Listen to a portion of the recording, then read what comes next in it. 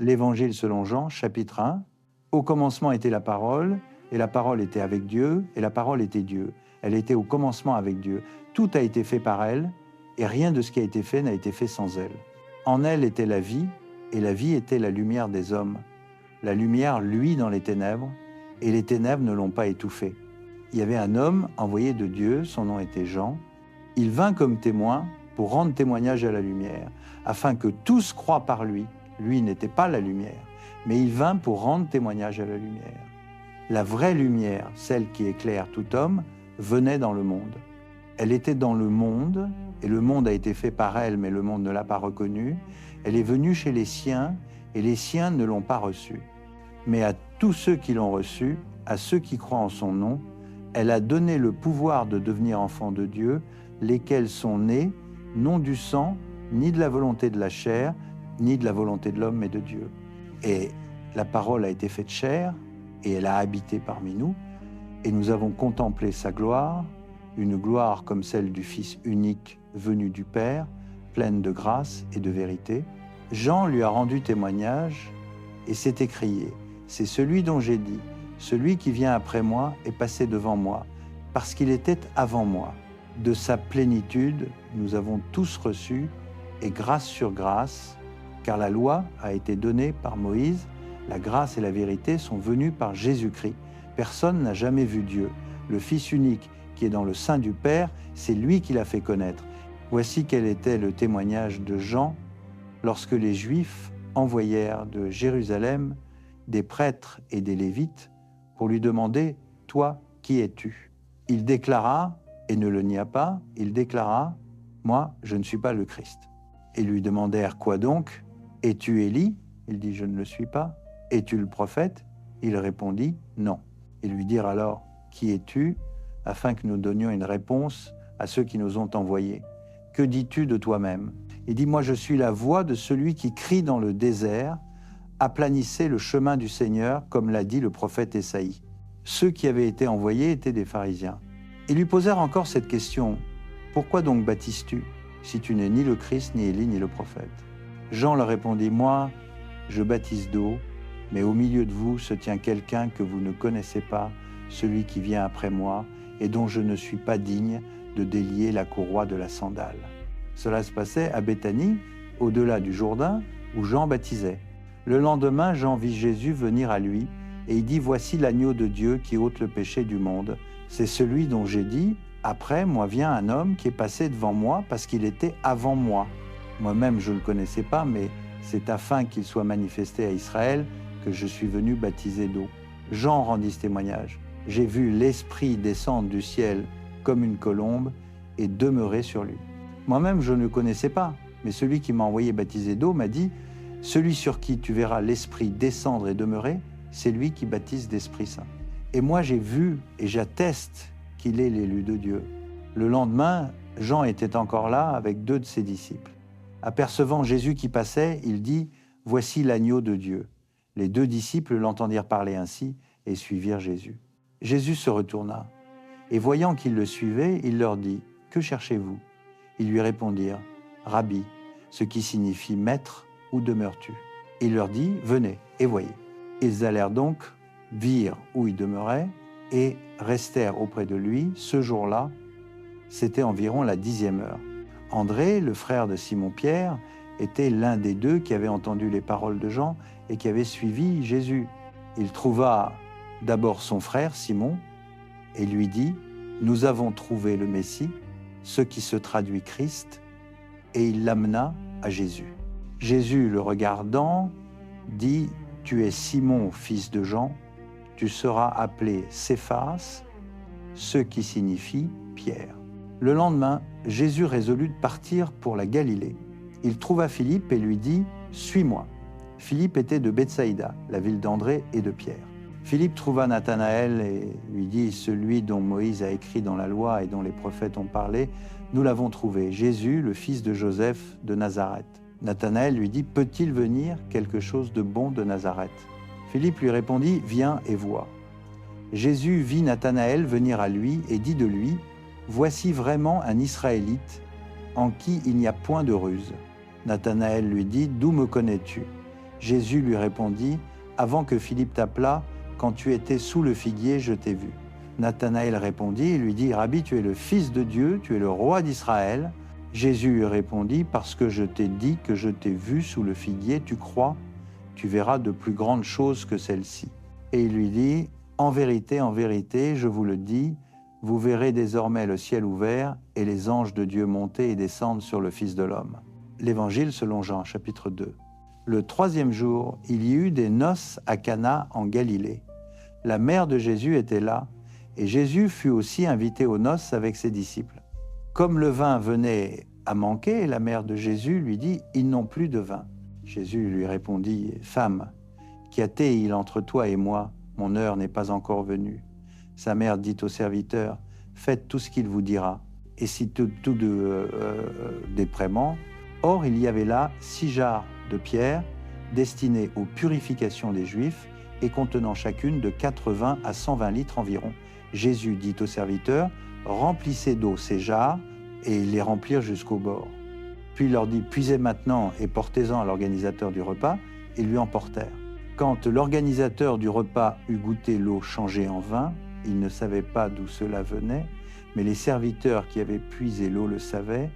Il appela le marié et lui dit « Tout le monde sert d'abord le bon vin, et quand les gens sont ivres, on sert le moins bon, mais toi tu as gardé le bon vin jusqu'à maintenant. » Ce fut le premier des signes que fit Jésus à Cana en Galilée.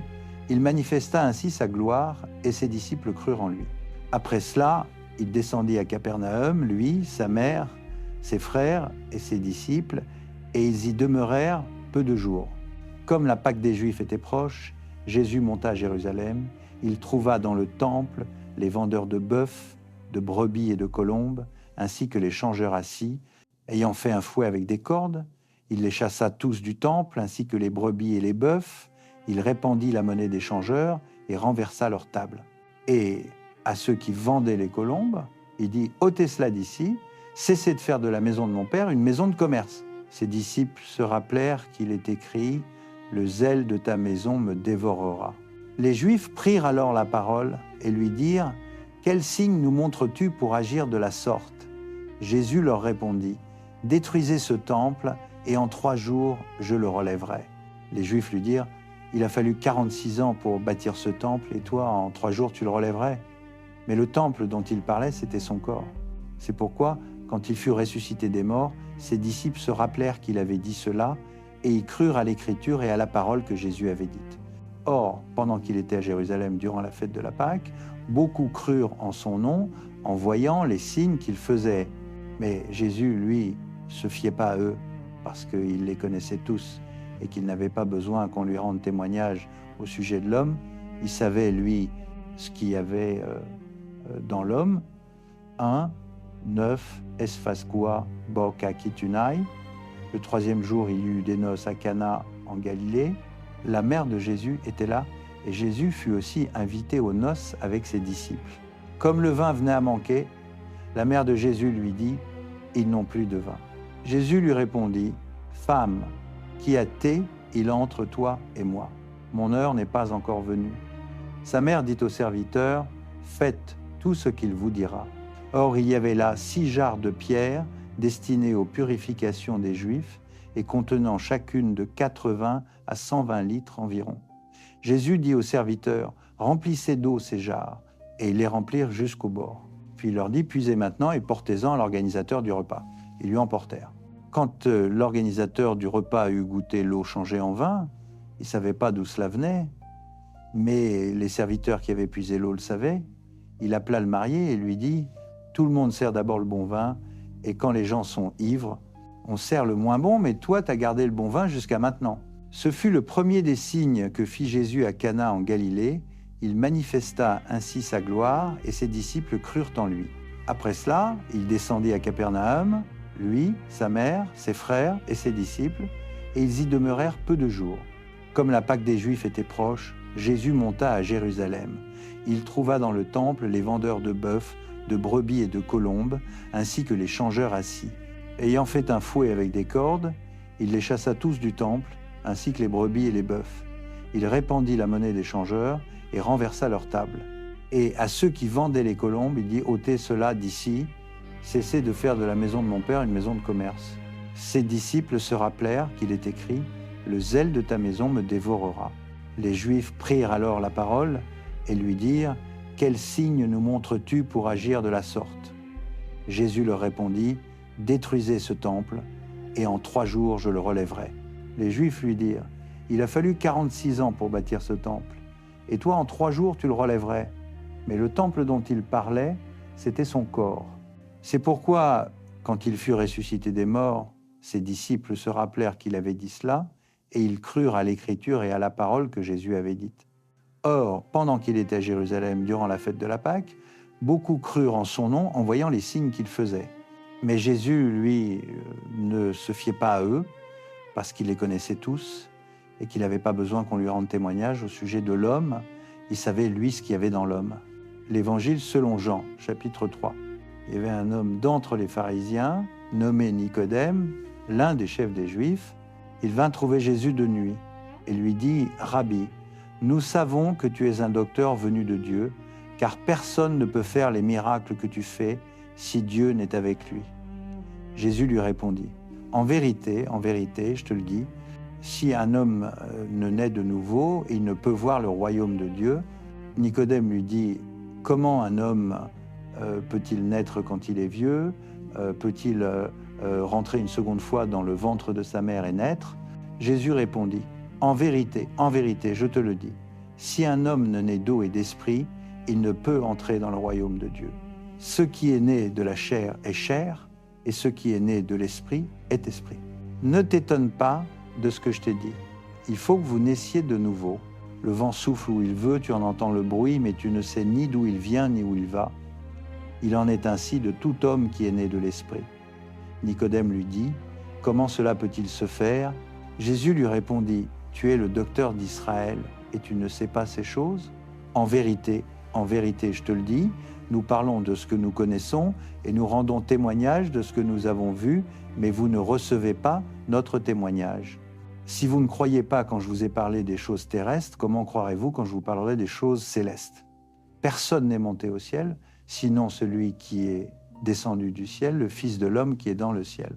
Et comme Moïse a élevé le serpent dans le désert, il faut de même que le Fils de l'homme soit élevé, afin que quiconque croit en lui ait la vie éternelle. Car Dieu a tant aimé le monde qu'il a donné son Fils unique, afin que quiconque croit en lui ne périsse point, mais qu'il ait la vie éternelle. Dieu, en effet, n'a pas envoyé son Fils dans le monde pour juger le monde, mais pour que le monde soit sauvé par lui.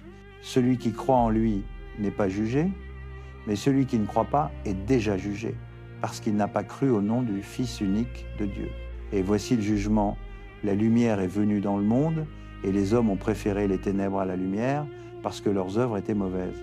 Car quiconque fait le mal est la lumière, et ne vient pas à la lumière, de peur que ses œuvres ne soient dévoilées. Mais celui qui agit selon la vérité vient à la lumière, afin que ses œuvres soient manifestées, parce qu'elles sont faites en Dieu. Après cela, Jésus alla avec ses disciples dans le pays de Judée. Il y séjourna avec eux et il baptisait. Jean aussi baptisait à Hénon, près de Salim, parce qu'il y avait là beaucoup d'eau et on venait pour être baptisé. Car Jean n'avait pas encore été mis en prison. Or, une discussion s'éleva entre les disciples de Jean et un juif au sujet de la purification. Ils vinrent trouver Jean et lui dirent « Rabbi, celui qui était avec toi de l'autre côté du Jourdain, celui dont tu as rendu témoignage, voici qu'il baptise et tous vont à lui. » Jean répondit « Un homme ne peut recevoir que ce qui lui est donné du ciel. Vous-même m'êtes témoin que j'ai dit « Moi, je ne suis pas le Christ, mais j'ai été envoyé devant lui. » Celui à qui appartient l'épouse, c'est l'époux. Mais l'ami de l'époux qui se tient là et qui l'écoute est ravi de joie à la voix de l'époux. Cette joie, qui est la mienne, est maintenant complète. Il faut qu'il croisse et que je diminue. Celui qui vient d'en haut est au-dessus de tous. Celui qui est de la terre est de la terre et parle comme étant de la terre. Celui qui vient du ciel est au-dessus de tous. Il rend témoignage de ce qu'il a vu et entendu, et personne ne reçoit son témoignage. Celui qui reçoit son témoignage certifie que Dieu est vrai. Car celui que Dieu a envoyé dit les paroles de Dieu parce que Dieu ne lui donne pas l'Esprit avec mesure. Le Père aime le Fils et a remis toutes choses entre ses mains. Celui qui croit au Fils a la vie éternelle. Celui qui ne croit pas au Fils ne verra pas la vie. Mais la colère de Dieu demeure sur lui. Il rentre l'Évangile selon Jean, chapitre 4. Or, Jésus apprit que les pharisiens avaient entendu dire qu'il faisait et baptisait plus de disciples que Jean, quoique Jésus lui-même ne baptisa pas, mais ses disciples. Il quitta donc la Judée et s'en alla de nouveau en Galilée. Or, il fallait qu'il passe par la Samarie. Il arriva donc à une ville de Samarie, appelée Sychar, près du champ que Jacob avait donné à Joseph, son fils. Là se trouvait le puits de Jacob. Jésus, fatigué du voyage, était assis au bord du puits. C'était environ la 6e heure. Une femme de Samarie vint puiser de l'eau. Jésus lui dit « Donne-moi à boire », car ses disciples étaient allés à la ville pour acheter des vivres. La femme samaritaine lui dit « Comment toi qui es juif me demandes-tu à boire à moi qui suis une femme samaritaine ?» Les Juifs, en effet, n'ont pas de relation avec les Samaritains. Jésus lui répondit « Si tu connaissais le don de Dieu et qui est celui qui te dit « Donne-moi à boire », tu lui aurais toi-même demandé à boire et il t'aurait donné de l'eau vive. « Seigneur, lui dit la femme, tu n'as rien pour puiser et le puits est profond. D'où aurais-tu donc cette eau vive? Es-tu plus grand que notre père Jacob, qui nous a donné ce puits et en a bu lui-même, ainsi que ses fils et ses troupeaux ?» Jésus lui répondit, « Quiconque boit de cette eau aura encore soif. Mais celui qui boira de l'eau que je lui donnerai n'aura jamais soif. Et l'eau que je lui donnerai deviendra en lui une source d'eau qui jaillira jusque dans la vie éternelle. » La femme lui dit, « Seigneur, donne-moi cette eau, afin que je n'ai plus soif et que je n'ai plus à venir ici pour puiser. » Il lui dit, « Va, appelle ton mari et reviens ici. » La femme répondit, « Je n'ai point de mari. » Jésus lui dit, « Tu as bien fait de dire, je n'ai point de mari, car tu as eu 5 maris, et celui que tu as maintenant n'est pas ton mari. En cela, tu as dit la vérité. » « Seigneur, lui dit la femme, je vois que tu es prophète. Nos pères ont adoré sur cette montagne, et vous dites, vous, que le lieu où il faut adorer est à Jérusalem. Femme, lui dit Jésus, crois-moi, l'heure vient où ce ne sera ni sur cette montagne, ni à Jérusalem que vous adorez le Père. Vous adorez ce que vous ne connaissez pas, nous adorons ce que nous connaissons, car le salut vient des Juifs. Mais l'heure vient, et elle est déjà venue, où les vrais adorateurs adoreront le Père en esprit et en vérité, car ce sont là les adorateurs que le Père demande. Dieu est esprit, et il faut que ceux qui l'adorent en esprit et en vérité. La femme lui dit, « Je sais que le Messie doit venir, celui qu'on appelle Christ. Quand il sera venu, il nous annoncera toutes choses. » Jésus lui dit, « Je le suis, moi qui te parle. » À ce moment-là, ses disciples revinrent. Ils étaient étonnés de ce qu'il parlait avec une femme. Aucun cependant ne dit « Que demandes-tu » ou « De quoi parles-tu avec elle ?» Alors la femme laissa sa cruche, s'en alla à la ville et dit aux gens « Venez voir un homme qui m'a dit tout ce que j'ai fait, ne serait-ce pas le Christ ?» Ils sortirent de la ville et vinrent vers lui. Pendant ce temps, les disciples le pressaient en disant « Rabbi, mange !» Mais il leur dit « J'ai à manger une nourriture que vous ne connaissez pas. » Les disciples se disaient donc, les uns aux autres, « Quelqu'un lui aurait-il apporté à manger ?» Jésus leur dit, « Ma nourriture est de faire la volonté de celui qui m'a envoyé et d'accomplir son œuvre. Ne dites-vous pas, vous, encore 4 mois et la moisson vient. Voici, je vous le dis, levez les yeux et regardez les champs qui sont déjà blancs pour la moisson. Déjà le moissonneur reçoit un salaire et amasse du fruit pour la vie éternelle, afin que celui qui sème et celui qui moissonne se réjouissent ensemble. Car en ceci, le dicton est vrai, autre est celui qui sème et autre celui qui moissonne.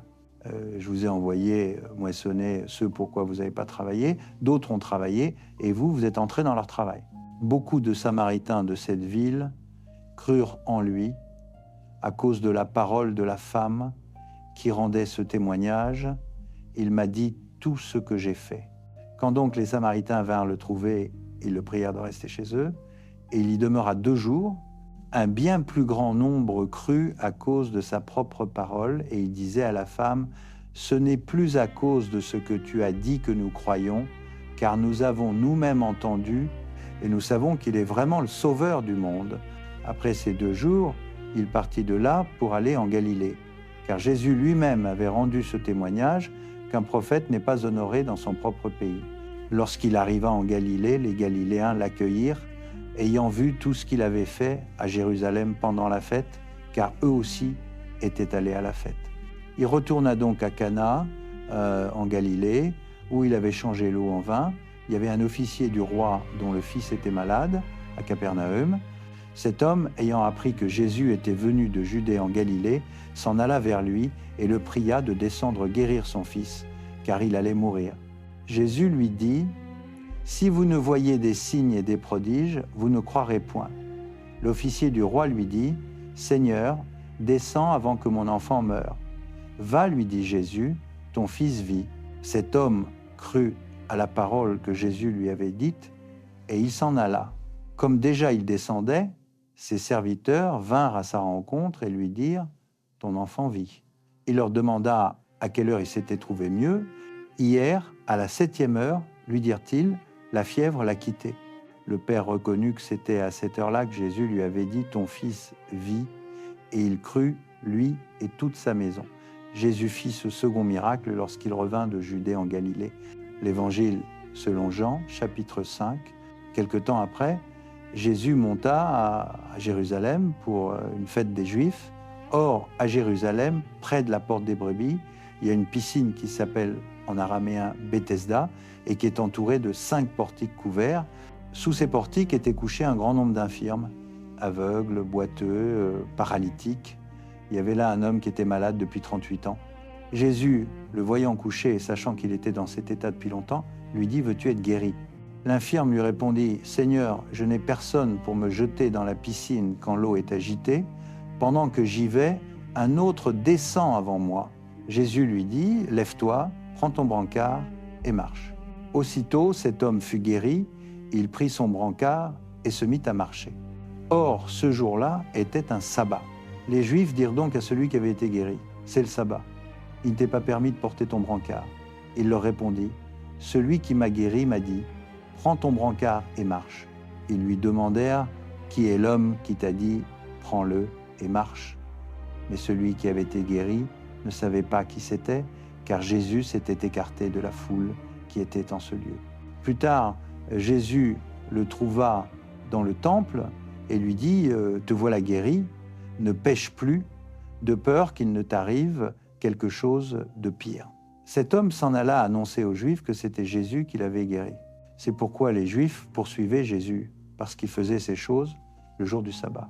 Jésus leur répondit, « Mon Père travaille jusqu'à présent, moi aussi je travaille. » À cause de cela, les Juifs cherchaient encore plus à le faire mourir, non seulement parce qu'il violait le sabbat, mais aussi parce qu'il appelait Dieu son propre Père, se faisant lui-même égal à Dieu. Jésus reprit donc la parole et leur dit, « En vérité, je vous le dis, le Fils ne peut rien faire de lui-même. Il ne fait que ce qu'il voit faire au Père. Ce que fait le Père, le Fils le fait pareillement, car le Père aime le Fils et lui montre tout ce qu'il fait, et il lui montrera des œuvres plus grandes que celles-ci, afin que vous soyez dans l'étonnement. En effet, comme le Père ressuscite les morts et donne la vie, de même le Fils donne la vie à qui il veut. Le Père ne juge personne, mais il a remis tout jugement au Fils, afin que tous honorent le Fils comme ils honorent le Père. Celui qui n'honore pas le Fils n'honore pas le Père qui l'a envoyé. En vérité, je vous le dis, celui qui écoute ma parole et croit à celui qui m'a envoyé a la vie éternelle et ne vient pas en jugement, mais il est passé de la mort à la vie.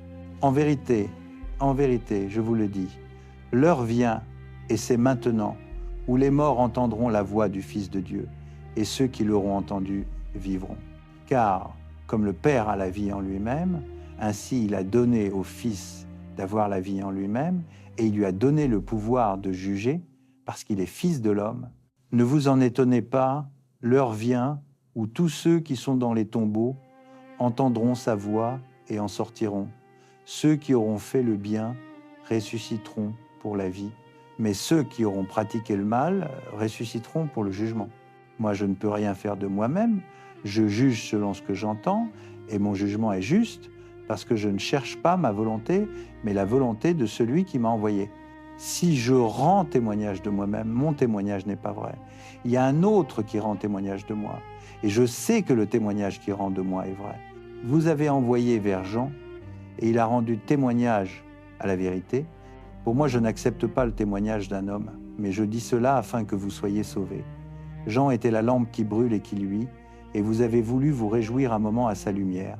Mais moi, j'ai un témoignage plus grand que celui de Jean. Les œuvres que le Père m'a donné d'accomplir, ces œuvres-là que je fais témoignent de moi que le Père m'a envoyé, et le Père qui m'a envoyé a lui-même rendu témoignage de moi. Vous n'avez jamais entendu sa voix, vous n'avez jamais vu sa face, et sa parole ne demeure pas en vous, puisque vous ne croyez pas celui qui l'a envoyé. Vous scrutez les Écritures parce que vous pensez avoir en elles la vie éternelle. Ce sont elles qui rendent témoignage de moi, et vous ne voulez pas venir à moi pour avoir la vie.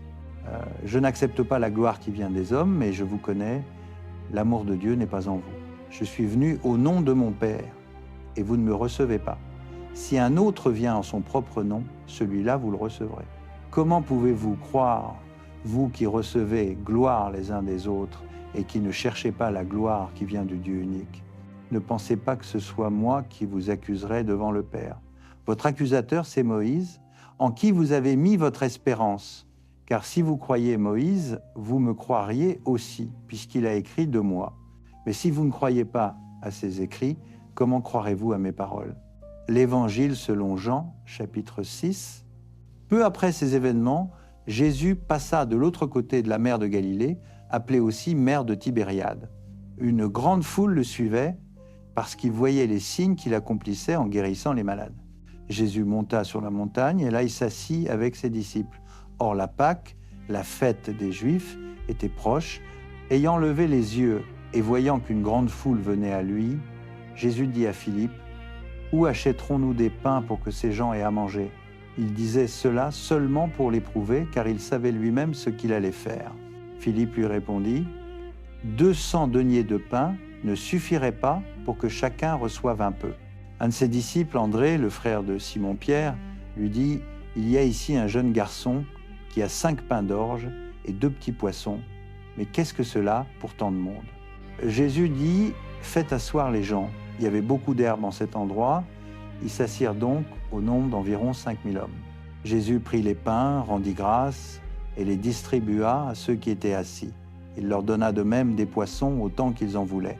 Lorsqu'ils furent rassasiés, il dit à ses disciples, « Rassemblez les morceaux qui restent, afin que rien ne se perde. » Ils les rassemblèrent donc et remplirent 12 paniers avec les morceaux des 5 pains d'orge qui étaient restés à ceux qui avaient mangé. Après que la foule eut vu le signe que Jésus avait accompli, il disait, c'est vraiment lui le prophète qui doit venir dans le monde. Jésus, sachant qu'ils allaient venir l'enlever pour le faire roi, se retira de nouveau sur la montagne, tout seul. Le soir venu, ses disciples descendirent au bord du lac, montèrent dans une barque et se dirigèrent vers Capharnaüm, de l'autre côté du lac.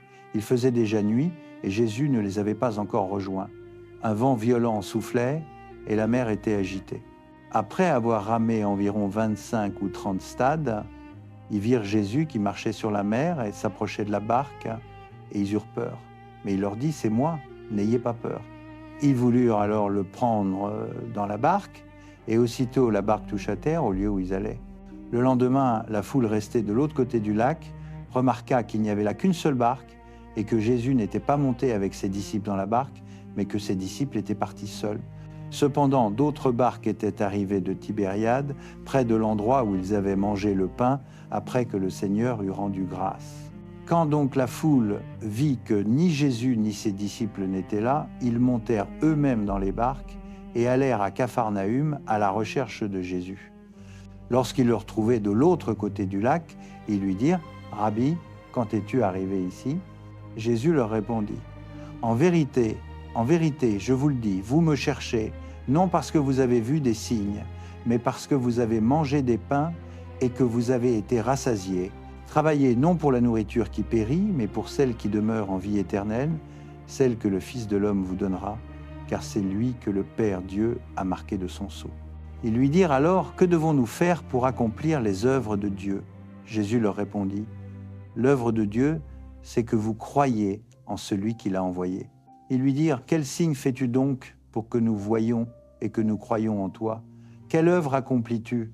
Nos pères ont mangé la manne dans le désert, comme il est écrit, il leur a donné à manger un pain venu du ciel. » Jésus leur dit, « en vérité, je vous le dis, c'est pas Moïse qui vous a donné le pain du ciel, mais c'est mon Père qui vous donne le vrai pain du ciel.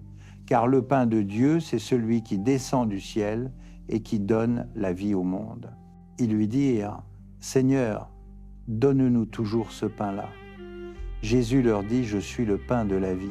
Celui qui vient à moi n'aura jamais faim, et celui qui croit en moi n'aura jamais soif. Mais, je vous l'ai dit, vous m'avez vu, et vous ne croyez pas. Tous ceux que le Père me donne viendront à moi, et celui qui vient à moi, je ne le mettrai pas dehors. Car je suis descendu du ciel pour faire, non ma volonté, mais la volonté de celui qui m'a envoyé. Or, la volonté de celui qui m'a envoyé, c'est que je ne perde aucun de tous ceux qu'il m'a donnés, mais que je les ressuscite au dernier jour.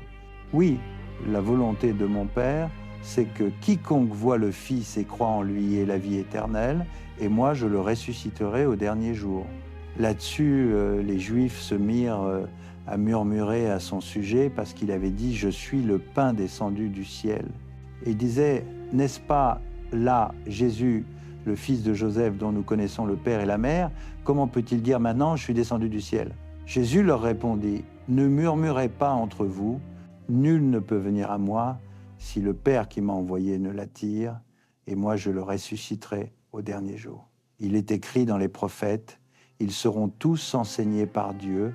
Quiconque a entendu le Père et a reçu son enseignement vient à moi. Personne n'a vu le Père, sinon celui qui vient de Dieu. Celui-là seul a vu le Père. En vérité, je vous le dis, celui qui croit à la vie éternelle, je suis le pain de la vie.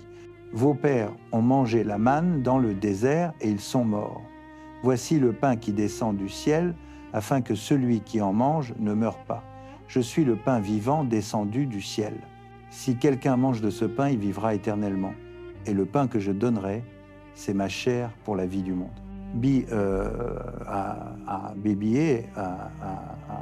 Là-dessus, les Juifs se mirent à discuter vivement entre eux. Comment celui-ci peut-il nous donner sa chair à manger? Jésus leur dit, en vérité, je vous le dis, si vous ne mangez la chair du Fils de l'homme et ne buvez son sang, vous n'avez pas la vie en vous. Celui qui mange ma chair et boit mon sang a la vie éternelle, et moi, je le ressusciterai au dernier jour, car ma chair est vraie nourriture et mon sang est vraie boisson. Celui qui mange ma chair et boit mon sang demeure en moi et moi en lui. De même que le Père qui est vivant m'a envoyé et que je vis par le Père, de même celui qui me mange vivra par moi. Voici le pain descendu du ciel. Il n'est pas comme celui que mangèrent les pères et ils sont morts. Celui qui mange ce pain vivra éternellement. Il dit ces choses alors qu'il enseignait dans la synagogue à Capharnaüm. À ces mots, beaucoup de ses disciples dirent « Cette parole est dure, qui peut l'écouter ?» Jésus, sachant en lui-même que ses disciples murmuraient à ce sujet, leur dit « Cela vous scandalise, et si vous voyez le Fils de l'homme monter là où il était auparavant, c'est l'esprit qui fait vivre, la chair ne sert de rien, les paroles que je vous ai dites sont esprit et vie, mais il y en a parmi vous quelques-uns qui ne croient pas. » Jésus savait en effet, dès le commencement, qui étaient ceux qui ne croyaient pas et qui était celui qui le livrerait, et il ajoutait « Voilà pourquoi je vous ai dit que nul ne peut venir à moi si cela ne lui a été donné par le Père. » Dès ce moment, beaucoup de ses disciples s'en retournèrent et ne marchaient plus avec lui. Jésus dit alors aux 12, « Et vous, ne voulez-vous pas aussi vous en aller ?» Simon-Pierre lui répondit, « Seigneur, à qui irions-nous? Tu as les paroles de la vie éternelle. Nous croyons et nous savons que tu es le Saint de Dieu. » Jésus leur répondit, « N'est-ce pas moi qui vous ai choisis, vous les 12, et l'un de vous est un diable. » Il parlait de Judas, fils de Simon Iscariote, car c'était lui qui allait le livrer, bien qu'il fût l'un des 12. L'Évangile, selon Jean, chapitre 7. Après cela, Jésus parcourait la Galilée. Il ne voulait pas aller en Judée parce que les Juifs cherchaient à le faire mourir. Or, la fête des Juifs, celle des tabernacles, était proche. Ses frères lui dirent donc, « Pars d'ici et va en Judée, afin que tes disciples aussi voient les œuvres que tu fais, car personne n'agit en secret lorsqu'il cherche à être connu publiquement. Si tu fais ces choses, montre-toi au monde. » Ses frères eux-mêmes, en effet, ne croyaient pas en lui. Jésus leur dit, « Alors, mon temps n'est pas encore venu, mais pour vous, n'importe quel moment est bon. Le monde ne peut pas vous haïr, mais moi, il me hait, parce que je rends témoignage contre lui que ses œuvres sont mauvaises. Vous montez à cette fête, moi je ne monte pas encore à cette fête parce que mon temps n'est pas encore accompli. » Après leur avoir dit cela, il demeura en Galilée. Cependant, quand ses frères furent montés à la fête, alors lui aussi y monta, non publiquement, mais comme en secret. Les Juifs le cherchaient pendant la fête et disaient « Où est-il » Il y avait dans la foule beaucoup de murmures à son sujet. Les uns disaient « C'est un homme de bien », d'autres disaient « Non, il égare le peuple ». Personne, toutefois, ne parlait ouvertement de lui par crainte des Juifs. Au milieu de la fête, Jésus monta au temple et il enseignait. Les Juifs s'étonnaient et disaient « Comment connaît-il les Écritures, lui qui n'a point étudié ?» Jésus leur répondit « Mon enseignement n'est pas de moi, mais de celui qui m'a envoyé. Si quelqu'un veut faire la volonté de Dieu, il saura si mon enseignement vient de Dieu ou si je parle de moi-même. Celui qui parle de lui-même cherche sa propre gloire, mais celui qui cherche la gloire de celui qui l'a envoyé, celui-là est vrai, et il n'y a pas d'injustice en lui. Moïse ne vous a-t-il pas donné la loi, et aucun de vous ne la met en pratique? Pourquoi cherchez-vous à me faire mourir » La foule répondit, « Tu as un démon. Qui cherche à te faire mourir » Jésus leur répondit, « J'ai fait une seule œuvre, et vous êtes tous dans l'étonnement. Moïse vous a donné la circoncision, non qu'elle vienne de Moïse, mais elle vient des patriarches, et vous circoncisez un homme le jour du sabbat. Si un homme reçoit la circoncision le jour du sabbat afin que la loi de Moïse ne soit pas violée, pourquoi vous irritez-vous contre moi? Parce que j'ai guéri un homme tout entier le jour du sabbat. Ne jugez pas selon l'apparence, mais portez un jugement juste. » Là-dessus, quelques habitants de Jérusalem dirent « N'est-ce pas celui qu'il cherche à faire mourir? Et voici qu'il parle ouvertement, et ils ne lui disent rien. Les chefs auraient-ils vraiment reconnu qu'il est le Christ? Mais lui, nous savons d'où il est. Tandis que le Christ, quand il viendra, personne ne saura d'où il est. » Alors Jésus, enseignant encore dans le temple, s'écria « Vous me connaissez et vous savez d'où je suis. Je ne suis pas venu de moi-même, mais celui qui m'a envoyé est vrai, vous ne le connaissez pas. Moi, je le connais parce que je viens d'auprès de lui et c'est lui qui m'a envoyé. » Il cherchait donc à le saisir, mais personne ne porta la main sur lui parce que son heure n'était pas encore venue. Cependant, beaucoup de gens dans la foule crurent en lui et disaient « Le Christ, quand il viendra, fera-t-il plus de signes que n'en a fait celui-ci » Les pharisiens entendirent la foule murmurer ces choses à son sujet. Les principaux sacrificateurs et les pharisiens envoyèrent des gardes pour le saisir. Jésus dit « Je suis encore avec vous pour un peu de temps, puis je m'en vais vers celui qui m'a envoyé. Vous me chercherez et vous ne me trouverez pas, et là où je serai, vous ne pouvez venir. » Les Juifs se dirent alors entre eux, « Où ira-t-il que nous ne le trouverons pas? Ira-t-il vers ceux qui sont dispersés parmi les Grecs et enseignera-t-il les Grecs? Que signifie cette parole qu'il a dite? Vous me chercherez et vous ne me trouverez pas, et là où je serai, vous ne pouvez venir. » Le dernier jour, le grand jour de la fête, Jésus debout s'écria, « Si quelqu'un a soif, qu'il vienne à moi et qu'il boive. Celui qui croit en moi, des fleuves d'eau vive couleront de son sein, comme l'a dit l'Écriture. Il dit cela de l'Esprit que devaient recevoir ceux qui croiraient en lui, car l'Esprit n'avait pas encore été donné, parce que Jésus n'avait pas encore été glorifié. » Ayant entendu ces paroles, plusieurs dans la foule disaient « Celui-ci est vraiment le prophète. » D'autres disaient « C'est le Christ. » Mais d'autres disaient « Est-ce bien de Galilée que doit venir le Christ? L'Écriture n'a-t-elle pas dit que le Christ viendra de la descendance de David et de Bethléem, le village où était David? Il y eut donc, à cause de lui, division parmi la foule. Quelques-uns d'entre eux voulaient le saisir, mais personne ne porta la main sur lui. Les gardes revinrent donc vers les principaux sacrificateurs et les pharisiens, qui leur dirent « Pourquoi n'avez-vous pas amené ?» Les gardes répondirent « Jamais homme n'a parlé comme cet homme. » Les pharisiens leur répliquèrent Est-ce que vous aussi vous vous êtes laissé égarer? Y a-t-il quelqu'un des chefs ou des pharisiens qui ait cru en lui? Mais cette foule qui ne connaît pas la loi, ce sont des maudits. Nicodème, celui qui était allé auparavant trouver Jésus et qui était l'un d'eux, leur dit: notre loi condamne-t-elle un homme sans l'avoir d'abord entendu et sans savoir ce qu'il fait? Ils lui répondirent: es-tu aussi de Galilée? Cherche, et tu verras qu'aucun prophète ne sort de Galilée. L'Évangile selon Jean chapitre 8. Alors chacun s'en alla dans sa maison, mais Jésus alla au mont des Oliviers. Dès le matin, il revint dans le temple, tout le peuple vint à lui, et il s'assit pour les enseigner. Les scribes et les pharisiens amenèrent une femme surprise en adultère, ils la placèrent au milieu et dirent à Jésus: Maître, cette femme a été surprise en train de commettre l'adultère. Dans la loi, Moïse nous a ordonné de lapider de telles femmes. Toi donc, que dis-tu? Il disait cela pour le mettre à l'épreuve, afin d'avoir de quoi l'accuser. Mais Jésus, se baissant, se mit à écrire avec le doigt sur le sol. Comme il continuait à l'interroger, il se redressa et leur dit: que celui de vous qui est sans péché lui jette le premier la pierre. Puis il se baissa de nouveau et écrivit sur le sol. Quand ils entendirent cela, ils s'en allèrent un à un, à commencer par les plus âgés, jusqu'au dernier. Jésus resta seul avec la femme qui était là au milieu. Alors Jésus se redressa et lui dit: Femme, où sont-ils? Personne ne t'a condamné. Elle répondit: Personne, Seigneur. Jésus lui dit: Moi non plus, je ne te condamne pas. Va et désormais ne pêche plus. Jésus leur parla de nouveau et dit: Je suis la lumière du monde. Celui qui me suit ne marchera jamais dans les ténèbres, mais il aura la lumière de la vie. Les pharisiens lui dirent: Tu rends témoignage de toi-même, ton témoignage n'est pas vrai.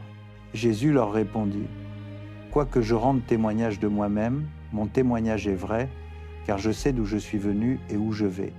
Mais vous, vous ne savez ni d'où je viens, ni où je vais. Vous, vous jugez selon la chair, moi je ne juge personne. Et si je juge, mon jugement est vrai, car je ne suis pas seul, je suis avec le Père qui m'a envoyé. Il est écrit dans votre loi que le témoignage de deux hommes est vrai. Moi je rends témoignage de moi-même, et le Père qui m'a envoyé rend aussi témoignage de moi. Ils lui dirent donc: Où est ton Père? Jésus répondit: Vous ne me connaissez ni moi ni mon Père. Si vous me connaissiez, vous connaîtriez aussi mon Père. Il dit ces paroles dans le trésor, alors qu'il enseignait dans le temple, et personne ne le saisit, parce que son heure n'était pas encore venue. Jésus leur dit encore: Je m'en vais, et vous me chercherez, et vous mourrez dans votre péché. Là où je vais, vous ne pouvez pas venir. Les Juifs disaient donc: Va-t-il se tuer, puisqu'il dit: Là où je vais, vous ne pouvez pas venir. Et il leur dit: Vous êtes d'en bas, moi je suis d'en haut. Vous êtes de ce monde, moi je ne suis pas de ce monde. C'est pourquoi je vous ai dit que vous mourrez dans vos péchés, car si vous ne croyez pas que moi je suis, vous mourrez dans vos péchés. Ils lui dirent donc: Toi qui es-tu? Jésus leur répondit: Ce que je vous dis depuis le commencement. J'ai beaucoup de choses à dire et à juger sur vous, mais celui qui m'a envoyé est vrai, et ce que j'ai entendu de lui, je le dis au monde. Ils ne comprirent pas qu'il leur parlait du Père. Jésus donc leur dit: Quand vous aurez élevé le Fils de l'homme, alors vous saurez que moi je suis, et que je ne fais rien de moi-même, mais que je dis ce que le Père m'a enseigné. Et celui qui m'a envoyé est avec moi, il ne m'a pas laissé seul, parce que je fais toujours ce qui lui plaît. Comme il disait cela, beaucoup crurent en lui. Jésus dit alors aux Juifs qui avaient cru en lui: Si vous demeurez dans ma parole, vous êtes vraiment mes disciples, vous connaîtrez la vérité, et la vérité vous rendra libre. Ils lui répondirent: Nous sommes la descendance d'Abraham, et nous n'avons jamais été esclaves de personne. Comment dis-tu, vous deviendrez libres? Jésus leur répondit: en vérité, je vous le dis, quiconque commet le péché est esclave du péché. Or l'esclave ne demeure pas toujours dans la maison. Le Fils, lui, y demeure toujours. Si donc le Fils vous affranchit, vous serez réellement libres. Je sais que vous êtes la descendance d'Abraham, et pourtant vous cherchez à me faire mourir parce que ma parole ne trouve pas place en vous. Moi je dis ce que j'ai vu chez mon père, et vous faites ce que vous avez entendu de votre père. Ils lui répondirent: Notre père, c'est Abraham. Jésus leur dit: Si vous étiez enfants d'Abraham, vous feriez les œuvres d'Abraham. mais maintenant vous cherchez à me faire mourir. Moi qui vous ai dit la vérité que j'ai entendue de Dieu, cela, Abraham ne l'a pas fait. Vous, vous faites les œuvres de votre Père. » Ils lui dirent, « Nous ne sommes pas des enfants illégitimes, nous n'avons qu'un seul Père, Dieu. » Jésus leur dit, « Si Dieu était votre Père, vous m'aimeriez, car c'est de Dieu que je suis sorti et que je viens. Je ne suis pas venu de moi-même, mais c'est lui qui m'a envoyé. Pourquoi ne comprenez-vous pas mon langage? Parce que vous ne pouvez pas entendre ma parole.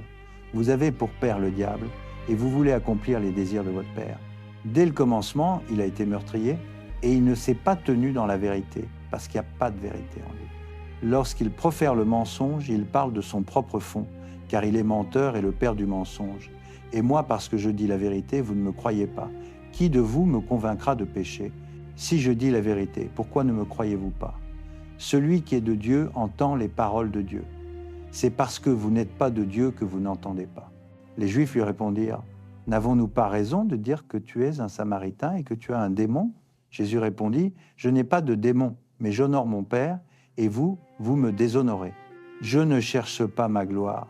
Il y en a un qui la cherche et qui juge. En vérité, je vous le dis, si quelqu'un garde ma parole, il ne verra jamais la mort. » Les Juifs lui dirent, « Maintenant nous savons que tu as un démon.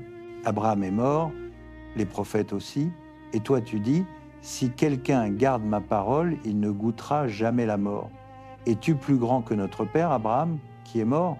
Les prophètes aussi sont morts. Qui prétends-tu être? » Jésus répondit, « Si je me glorifie moi-même, ma gloire n'est rien. C'est mon Père qui me glorifie, lui que vous dites être votre Dieu et vous ne le connaissez pas, mais moi je le connais. Si je disais que je ne le connais pas, je serais semblable à vous, un menteur. Mais je le connais et je garde sa parole. Abraham, votre père, a tressailli de joie de ce qu'il verrait mon jour. Il l'a vu et il s'est réjoui. » Les Juifs lui dirent, « Tu n'as pas encore 50 ans et tu as vu Abraham. » Jésus leur dit, en vérité, je vous le dis, avant qu'Abraham fût, je suis. » Là-dessus, ils prirent des pierres pour les jeter contre lui. Mais Jésus se cacha et sortit du temple. L'Évangile selon Jean, chapitre 9. En passant, Jésus vit un homme aveugle de naissance. Ses disciples lui demandèrent, « Rabbi, qui a péché, cet homme ou ses parents, pour qu'il soit né aveugle ?» Jésus répondit, « Ni cet homme n'a péché, ni ses parents, mais c'est afin que les œuvres de Dieu soient manifestées en lui. Tant qu'il fait jour, il nous faut accomplir les œuvres de celui qui m'a envoyé. La nuit vient où personne ne peut travailler. Pendant que je suis dans le monde, je suis la lumière du monde. » Ayant dit cela, il cracha à terre, fit de la boue avec sa salive, enduisit avec cette boue les yeux de l'aveugle et lui dit, « Va te laver à la piscine de Siloé », ce qui signifie « envoyé ». L'aveugle y alla donc, se lava et revint voyant clair. Ses voisins et ceux qui l'avaient vu auparavant mendiaient, disaient, « N'est-ce pas celui qui était assis là à mendier ?» Les uns disaient, « C'est lui ». D'autres disaient, « Non, mais il lui ressemble ». Lui-même disait, « C'est moi ». Ils lui dirent donc, « Comment tes yeux se sont-ils ouverts ?» Il répondit, « L'homme qu'on appelle Jésus a fait de la boue, m'en a enduit les yeux et m'a dit, « Va à Siloé et lave-toi. » J'y suis allé, je me suis lavé et je vois. Ils lui dirent, « Où est-il celui-là » Il répondit, « Je ne sais pas. » Ils amenèrent aux pharisiens l'homme qui avait été aveugle. Or, c'était un jour de sabbat que Jésus avait fait de la boue et lui avait ouvert les yeux. À leur tour, les pharisiens lui demandèrent comment il avait recouvré la vue. Il leur dit, « Il m'a mis de la boue sur les yeux, je me suis lavé et je vois. » Quelques-uns des pharisiens dirent, « Cet homme n'est pas de Dieu, puisqu'il n'observe pas le sabbat. » D'autres disaient, « Comment un pécheur peut-il faire de tels signes ?» Et il y avait division parmi eux. Ils s'adressèrent de nouveau à l'aveugle, « Toi, que dis-tu de lui, puisqu'il t'a ouvert les yeux ?» Il répondit, « C'est un prophète. » Les Juifs ne voulurent pas croire qu'il avait été aveugle et qu'il voyait maintenant, avant d'avoir fait venir les parents de celui qui avait recouvré la vue. Ils leur demandèrent, « Est-ce bien votre fils? Est-ce vous qui dites qu'il est né aveugle? Comment se fait-il qu'il voit maintenant ?»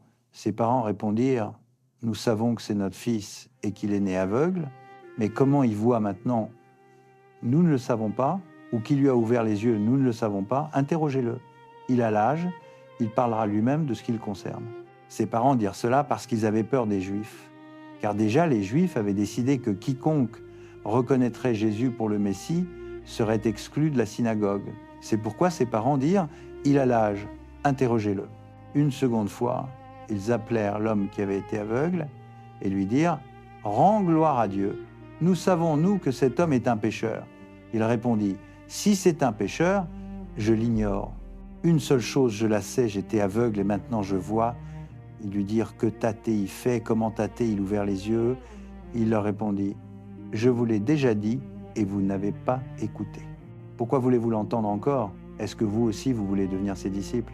Ils l'injurièrent et dirent « C'est toi qui es son disciple, nous sommes disciples de Moïse. Nous savons que Dieu a parlé à Moïse, mais celui-là, nous ne savons pas d'où il est. » L'homme leur répondit « C'est bien là l'étonnant, que vous ne sachiez pas d'où il est. Alors qu'il m'a ouvert les yeux, nous savons que Dieu n'exauce pas les pécheurs, mais qu'il exauce celui qui est pieux et fait sa volonté. Jamais on n'a entendu dire que quelqu'un ait ouvert les yeux d'un aveugle-né. Si cet homme n'était pas de Dieu, il ne pourrait rien faire. » Ils lui répondirent « Tu es tout entier né dans le péché et tu nous fais la leçon. » Et ils le chassèrent dehors. Jésus apprit qu'il l'avait chassé dehors. L'ayant trouvé, il lui dit « Crois-tu au Fils de l'homme ?» Celui-ci répondit « Et qui est-il, Seigneur, pour que je croie en lui ?» Jésus lui dit « Tu l'as vu, celui qui te parle, c'est lui. » Il dit alors « Je crois, Seigneur », et il se prosterna. L'Évangile selon Jean, chapitre 10, « En vérité, je vous le dis, celui qui n'entre pas dans la bergerie par la porte, mais qui y monte par un autre endroit, celui-là est un voleur et un brigand. Mais celui qui entre par la porte est le berger des brebis. Le portier lui ouvre, et les brebis entendent sa voix. Il appelle ses propres brebis par leur nom et les mène dehors. Quand il a fait sortir toutes ses brebis, il marche devant elles, et les brebis le suivent, parce qu'elles connaissent sa voix. Elles ne suivront jamais un étranger, bien au contraire, elles fuiront loin de lui, parce qu'elles ne connaissent pas la voix des étrangers. Jésus leur dit cette parabole, mais ils ne comprirent pas ce qu'il leur disait. Jésus dit donc encore, « En vérité, je vous le dis, je suis la porte des brebis. Tous ceux qui sont venus avant moi sont des voleurs et des brigands, mais les brebis ne les ont pas écoutés. Je suis la porte. Si quelqu'un entre par moi, il sera sauvé. Il entrera et sortira, et il trouvera un pâturage. Le voleur ne vient que pour voler, égorger et détruire. Moi, je suis venu afin qu'elles aient la vie et qu'elle l'ait en abondance. Je suis le bon berger. Le bon berger donne sa vie pour ses brebis. Le mercenaire, qui n'est pas berger et à qui les brebis n'appartiennent pas, voit venir le loup, abandonne les brebis et s'enfuit. Et le loup les ravit et disperse le troupeau. Le mercenaire s'enfuit parce qu'il est mercenaire et qu'il ne se met pas en peine des brebis. Moi, je suis le bon berger, je connais mes brebis et mes brebis me connaissent, comme le Père me connaît et que je connais le Père. Et je donne ma vie pour mes brebis. J'ai encore d'autres brebis qui ne sont pas de cet enclos. Celles-là aussi, il faut que je les amène. Elles entendront ma voix et il y aura un seul troupeau, un seul berger. Voilà pourquoi le Père m'aime, parce que je donne ma vie pour la reprendre. Personne ne me l'ôte, mais je la donne de moi-même. J'ai le pouvoir de la donner et le pouvoir de la reprendre. Tel est l'ordre que j'ai reçu de mon Père. » À ces paroles, les Juifs furent de nouveau divisés. Beaucoup d'entre eux disaient « Il a un démon, il délire, pourquoi l'écoutez-vous » D'autres disaient « Ce ne sont pas là les paroles d'un démoniaque. Un démon peut-il ouvrir les yeux des aveugles ?» On célébrait alors à Jérusalem la fête de la dédicace. C'était l'hiver. Jésus se promenait dans le temple, sous le portique de Salomon. Les Juifs l'entourèrent et lui dirent « Jusqu'à quand nous tiendras-tu en suspens? Si tu es le Christ, dis-le-nous ouvertement. » Jésus leur répondit « Je vous l'ai dit et vous ne croyez pas. Les œuvres que je fais au nom de mon Père rendent témoignage de moi, mais vous ne croyez pas, parce que vous n'êtes pas de mes brebis. Mes brebis entendent ma voix, je les connais et elles me suivent. Je leur donne la vie éternelle, elles ne périront jamais et personne ne les ravira de ma main. Mon Père qui me les a donnés est plus grand que tous et personne ne peut les ravir de la main de mon Père. Moi et le Père, nous sommes un. » Les Juifs prirent de nouveau des pierres pour le lapider. Jésus leur dit « Je vous ai fait voir beaucoup de bonnes œuvres de la part de mon Père. Pour laquelle de ces œuvres me lapidez-vous » Les Juifs lui répondirent, « Ce n'est pas pour une bonne œuvre que nous te lapidons, mais pour un blasphème, et parce que toi, simple homme, tu te fais Dieu. » Jésus leur répondit, « N'est-il pas écrit dans votre loi, j'ai dit, vous êtes des dieux ?» Si elle a appelé Dieu ceux à qui la parole de Dieu a été adressée, et l'Écriture ne peut être anéantie, à celui que le Père a sanctifié et envoyé dans le monde, vous dites, tu blasphèmes parce que j'ai dit, je suis le Fils de Dieu. Si je ne fais pas les œuvres de mon Père, ne me croyez pas. Mais si je les fais, même si vous ne me croyez pas, croyez à ses œuvres, afin que vous reconnaissiez et que vous sachiez que le Père est en moi et que je suis dans le Père. Ils cherchèrent encore à le saisir, mais il échappa de leurs mains. Jésus s'en alla de nouveau au-delà du Jourdain, au lieu où Jean avait d'abord baptisé, et il y demeura. Beaucoup vinrent à lui et disaient « Jean, il est vrai, n'a fait aucun signe, mais tout ce que Jean a dit de cet homme était vrai. » Et là, beaucoup crurent en lui. L'Évangile selon Jean, chapitre 11.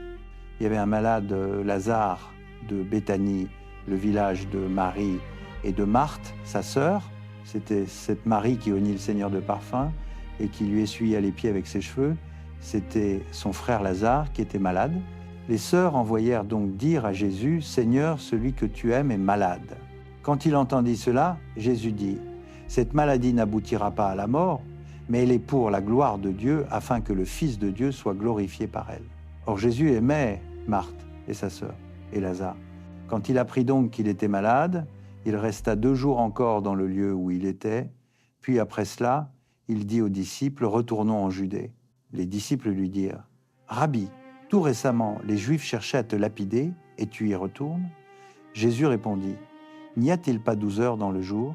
Si quelqu'un marche pendant le jour, il ne trébuche pas, parce qu'il voit la lumière de ce monde. Mais si quelqu'un marche pendant la nuit, il trébuche, parce que la lumière n'est pas en lui. » Après avoir dit cela, il leur ajouta, « Lazare, notre ami, s'est endormi, mais je vais le réveiller. » Les disciples lui dirent, « Donc, Seigneur, s'il s'est endormi, il sera sauvé. » Jésus avait parlé de sa mort, mais eux pensaient qu'il parlait du repos du sommeil. Alors Jésus leur dit ouvertement, « Lazare est mort, et je me réjouis à cause de vous, de ce que je n'étais pas là, afin que vous croyiez, mais allons vers lui. » Thomas, appelé Didyme, dit alors aux autres disciples, « Allons-y, nous aussi, afin de mourir avec lui. » Quand Jésus arriva, il trouva Lazare depuis 4 jours déjà dans le tombeau. Béthanie était près de Jérusalem, environ 15 stades, et beaucoup de Juifs étaient venus auprès de Marthe et de Marie pour les consoler au sujet de leur frère. Lorsque Marthe apprit que Jésus arrivait, elle alla à sa rencontre. Marie, elle, restait assise à la maison. Marthe dit donc à Jésus, « Seigneur, si tu avais été ici, mon frère ne serait pas mort. Mais maintenant encore, je sais que tout ce que tu demanderas à Dieu, Dieu te l'accordera. » Jésus lui dit, « Ton frère ressuscitera. » Marthe lui répondit, « Je sais qu'il ressuscitera à la résurrection au dernier jour. » Jésus lui dit, « Je suis la résurrection et la vie. Celui qui croit en moi, même s'il meurt, vivra. Et quiconque vit et croit en moi ne mourra jamais. Crois-tu cela ?» Elle lui dit, « Oui, Seigneur, je crois que tu es le Christ, le Fils de Dieu, qui devait venir dans le monde. » Ayant dit cela, elle s'en alla appeler Marie, sa sœur, et lui dit en secret, « Le Maître est là et il t'appelle. » Quand Marie l'entendit, elle se leva aussitôt et alla vers lui. Jésus n'était pas encore entré dans le village, il était encore à l'endroit où Marthe l'avait rencontré.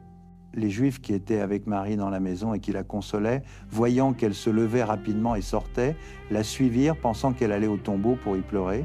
Lorsque Marie arriva là où était Jésus et qu'elle le vit, elle tomba à ses pieds et lui dit, « Seigneur, si tu avais été ici, mon frère ne serait pas mort. » Quand Jésus la vit pleurer, elle et les Juifs qui l'accompagnaient, il frémit en son esprit et fut profondément troublé. Il dit, « Où l'avez-vous mis » Ils lui répondirent, « Seigneur, viens et vois. » Jésus pleura. Les Juifs dirent alors, « Voyez comme il l'aimait. » Mais quelques-uns d'entre eux dirent, « Lui qui a ouvert les yeux de l'aveugle, ne pouvait-il pas faire que cet homme ne meure pas ?» Jésus, frémissant de nouveau en lui-même, se rendit au tombeau. C'était une grotte, et une pierre était posée dessus. Jésus dit, « Ôtez la pierre. » Marthe, la sœur du mort, lui dit « Seigneur, ils sont déjà mauvais car il y a 4 jours. » Jésus lui dit « Ne t'ai-je pas dit que si tu crois, tu verras la gloire de Dieu ?» Ils ôtèrent donc la pierre. Jésus leva les yeux en haut et dit « Père, je te rends grâce de ce que tu m'as exaucé. Pour moi, je savais que tu m'exauces toujours, mais je l'ai dit à cause de la foule qui m'entoure, afin qu'ils croient que c'est toi qui m'as envoyé. » Ayant dit cela, il cria d'une voix forte, « Lazare, sors !» Et le mort sortit, les pieds et les mains liés de bandes, et le visage enveloppé d'un suaire. Jésus leur dit, « Déliez-le et laissez-le aller. » Beaucoup donc des Juifs qui étaient venus auprès de Marie et qui avaient vu ce qu'il avait fait crurent en lui, mais quelques-uns d'entre eux allèrent trouver les pharisiens et leur dire ce que Jésus avait fait. Les grands prêtres et les pharisiens assemblèrent donc le Sanhédrin et dirent « Que faisons-nous ? Cet homme accomplit beaucoup de signes. Si nous le laissons faire, tous croiront en lui et les Romains viendront détruire et notre lieu saint et notre nation. » L'un d'entre eux, Caïphe, qui était grand prêtre cette année-là, leur dit « Vous n'y entendez rien, vous ne réfléchissez pas qu'il est dans votre intérêt qu'un seul homme meure pour le peuple et que la nation entière ne périsse pas. » Or, il ne dit pas cela de lui-même, mais étant grand prêtre cette année-là, il prophétisa que Jésus devait mourir pour la nation, et non pas pour la nation seulement, mais aussi afin de rassembler dans l'unité les enfants de Dieu dispersés. Dès ce jour-là donc, ils prirent la décision de le faire mourir. C'est pourquoi Jésus ne se montrait plus en public parmi les Juifs, mais il partit de là, dans la région voisine du désert, vers une ville appelée Éphraïm, et il y séjourna avec ses disciples. Comme la Pâque des Juifs était proche, beaucoup montèrent de la campagne à Jérusalem avant la Pâque pour se purifier. Ils cherchaient Jésus et se disaient les uns aux autres dans le temple « Qu'en pensez-vous, ne viendra-t-il pas à la fête ?» Or, les grands prêtres et les pharisiens avaient donné des ordres. Si quelqu'un savait où il était, il devait le dénoncer afin qu'on le saisisse. L'Évangile selon Jean, chapitre 12. 6 jours avant la Pâque, Jésus vint à Béthanie où habitait Lazare, que Jésus avait ressuscité d'entre les morts. On y donna un repas en son honneur. Marthe servait et Lazare était l'un de ceux qui étaient à table avec lui. Alors Marie, prenant une livre d'un parfum de nard pur très coûteux, oignit les pieds de Jésus et les essuya avec ses cheveux. Et la maison fut remplie de l'odeur du parfum. Mais Judas Iscariote, l'un de ses disciples, celui qui allait le livrer, dit « Pourquoi n'a-t-on pas vendu ce parfum 300 deniers pour les donner aux pauvres ?» Il disait cela non qu'il se souciât des pauvres, mais parce qu'il était voleur et que, tenant la bourse, il prenait ce qu'on y mettait. Jésus dit donc « Laisse-la, elle devait garder ce parfum pour le jour de ma sépulture. Des pauvres, vous en aurez toujours avec vous, mais moi, vous ne m'aurez pas toujours. » Une grande foule de Juifs apprit qu'il était là, et ils vinrent non seulement à cause de Jésus, mais aussi pour voir Lazare qu'il avait ressuscité d'entre les morts. Les grands prêtres décidèrent de tuer aussi Lazare parce que, à cause de lui, beaucoup de Juifs s'en allaient et croyaient en Jésus. Le lendemain, la foule nombreuse venue pour la fête apprit que Jésus venait à Jérusalem. Ils prirent des branches de palmier et sortirent à sa rencontre en criant « Hosanna ! Béni soit celui qui vient au nom du Seigneur. Béni soit le roi d'Israël. » Jésus trouva un ânon et s'assit dessus selon qu'il est écrit « Ne crains pas, fille de Sion, voici que ton roi vient assis sur le petit d'une ânesse. » Sur le moment, ses disciples ne comprirent pas cela. Mais lorsque Jésus fut glorifié, ils se rappelèrent que ces choses avaient été écrites à son sujet et qu'on les lui avait faites. La foule qui était avec lui quand il avait appelé Lazare du tombeau et l'avait ressuscité d'entre les morts continuait à rendre témoignage. C'est aussi pourquoi la foule vint à sa rencontre. Elle avait appris qu'il avait accompli ce signe. Les pharisiens se dirent donc entre eux « Vous voyez que vous n'arrivez à rien. Voilà que le monde entier s'est mis à sa suite. » Or, il y avait parmi ceux qui étaient montés pour adorer pendant la fête quelques Grecs. Ceux-ci s'adressèrent à Philippe, qui était de Bethsaïde en Galilée, et lui firent cette demande « Seigneur, nous voudrions voir Jésus. » Philippe va le dire à André. André et Philippe vont le dire à Jésus. Jésus leur répondit « l'heure est venue pour le Fils de l'homme d'être glorifié. En vérité, je vous le dis, si le grain de blé tombé en terre ne meurt pas, il reste seul. Mais s'il meurt, il porte beaucoup de fruits. Celui qui aime sa vie la perd, et celui qui est sa vie en ce monde la gardera pour la vie éternelle. Si quelqu'un me sert, qu'il me suive, et là où je suis, là aussi sera mon serviteur. Si quelqu'un me sert, le Père l'honorera. Maintenant mon âme est troublée. Et que dirais-je? Père, sauve-moi de cette heure. Mais c'est précisément pour cette heure que je suis venu. Père, glorifie ton nom. Une voix vint alors du ciel. Je l'ai glorifié et je le glorifierai encore. La foule qui était là et qui avait entendu disait que c'était un coup de tonnerre. D'autres disaient un ange lui a parlé. Jésus reprit, ce n'est pas pour moi que cette voix s'est fait entendre, mais pour vous. C'est maintenant le jugement de ce monde. C'est maintenant que le prince de ce monde va être jeté dehors. Et moi, quand j'aurai été élevé de la terre, j'attirerai tous les hommes à moi. Il disait cela pour indiquer de quelle mort il allait mourir. La foule lui répondit, nous avons appris par la loi que le Messie demeure éternellement. Comment peux-tu dire, il faut que le Fils de l'homme soit élevé? Qui est ce Fils de l'homme? Jésus leur dit, la lumière est encore parmi vous pour un peu de temps. Marchez pendant que vous avez la lumière, de peur que les ténèbres ne vous surprennent. Celui qui marche dans les ténèbres ne sait pas où il va. Pendant que vous avez la lumière, croyez en la lumière, afin de devenir des fils de lumière. Après avoir ainsi parlé, Jésus s'en alla et se cacha loin d'eux. Bien qu'il eût accompli tant de signes devant eux, ils ne croyaient pas en lui, afin que s'accomplît la parole du prophète Isaïe, « Seigneur, qui a cru à notre prédication ?» Et à qui le bras du Seigneur a-t-il été révélé? C'est pourquoi ils ne pouvaient croire. Parce qu'Isaïe a dit encore, « Il a aveuglé leurs yeux et il a endurci leur cœur, de peur qu'ils ne voient des yeux, qu'ils ne comprennent du cœur, qu'ils ne se convertissent et que je ne les guérisse. » Isaïe a dit cela parce qu'il a vu sa gloire et qu'il a parlé de lui. Cependant, même parmi les chefs, un grand nombre crut en lui, mais à cause des pharisiens, ils ne le confessaient pas, de peur d'être exclus de la synagogue, car ils aimèrent la gloire des hommes plus que la gloire de Dieu. Jésus cria et dit, « Celui qui croit en moi ne croit pas en moi, mais en celui qui m'a envoyé. Et celui qui me voit, voit celui qui m'a envoyé. Moi, lumière, je suis venu dans le monde, afin que quiconque croit en moi ne demeure pas dans les ténèbres. Si quelqu'un entend mes paroles et ne les garde pas, moi, je ne le juge pas, car je ne suis pas venu pour juger le monde, mais pour sauver le monde. Celui qui me rejette et ne reçoit pas mes paroles a son juge. La parole que j'ai annoncée, c'est elle qui le jugera au dernier jour. Car je n'ai pas parlé de moi-même, mais le Père qui m'a envoyé m'a lui-même prescrit ce que je dois dire et de quoi je dois parler. Et je sais que son commandement est vie éternelle.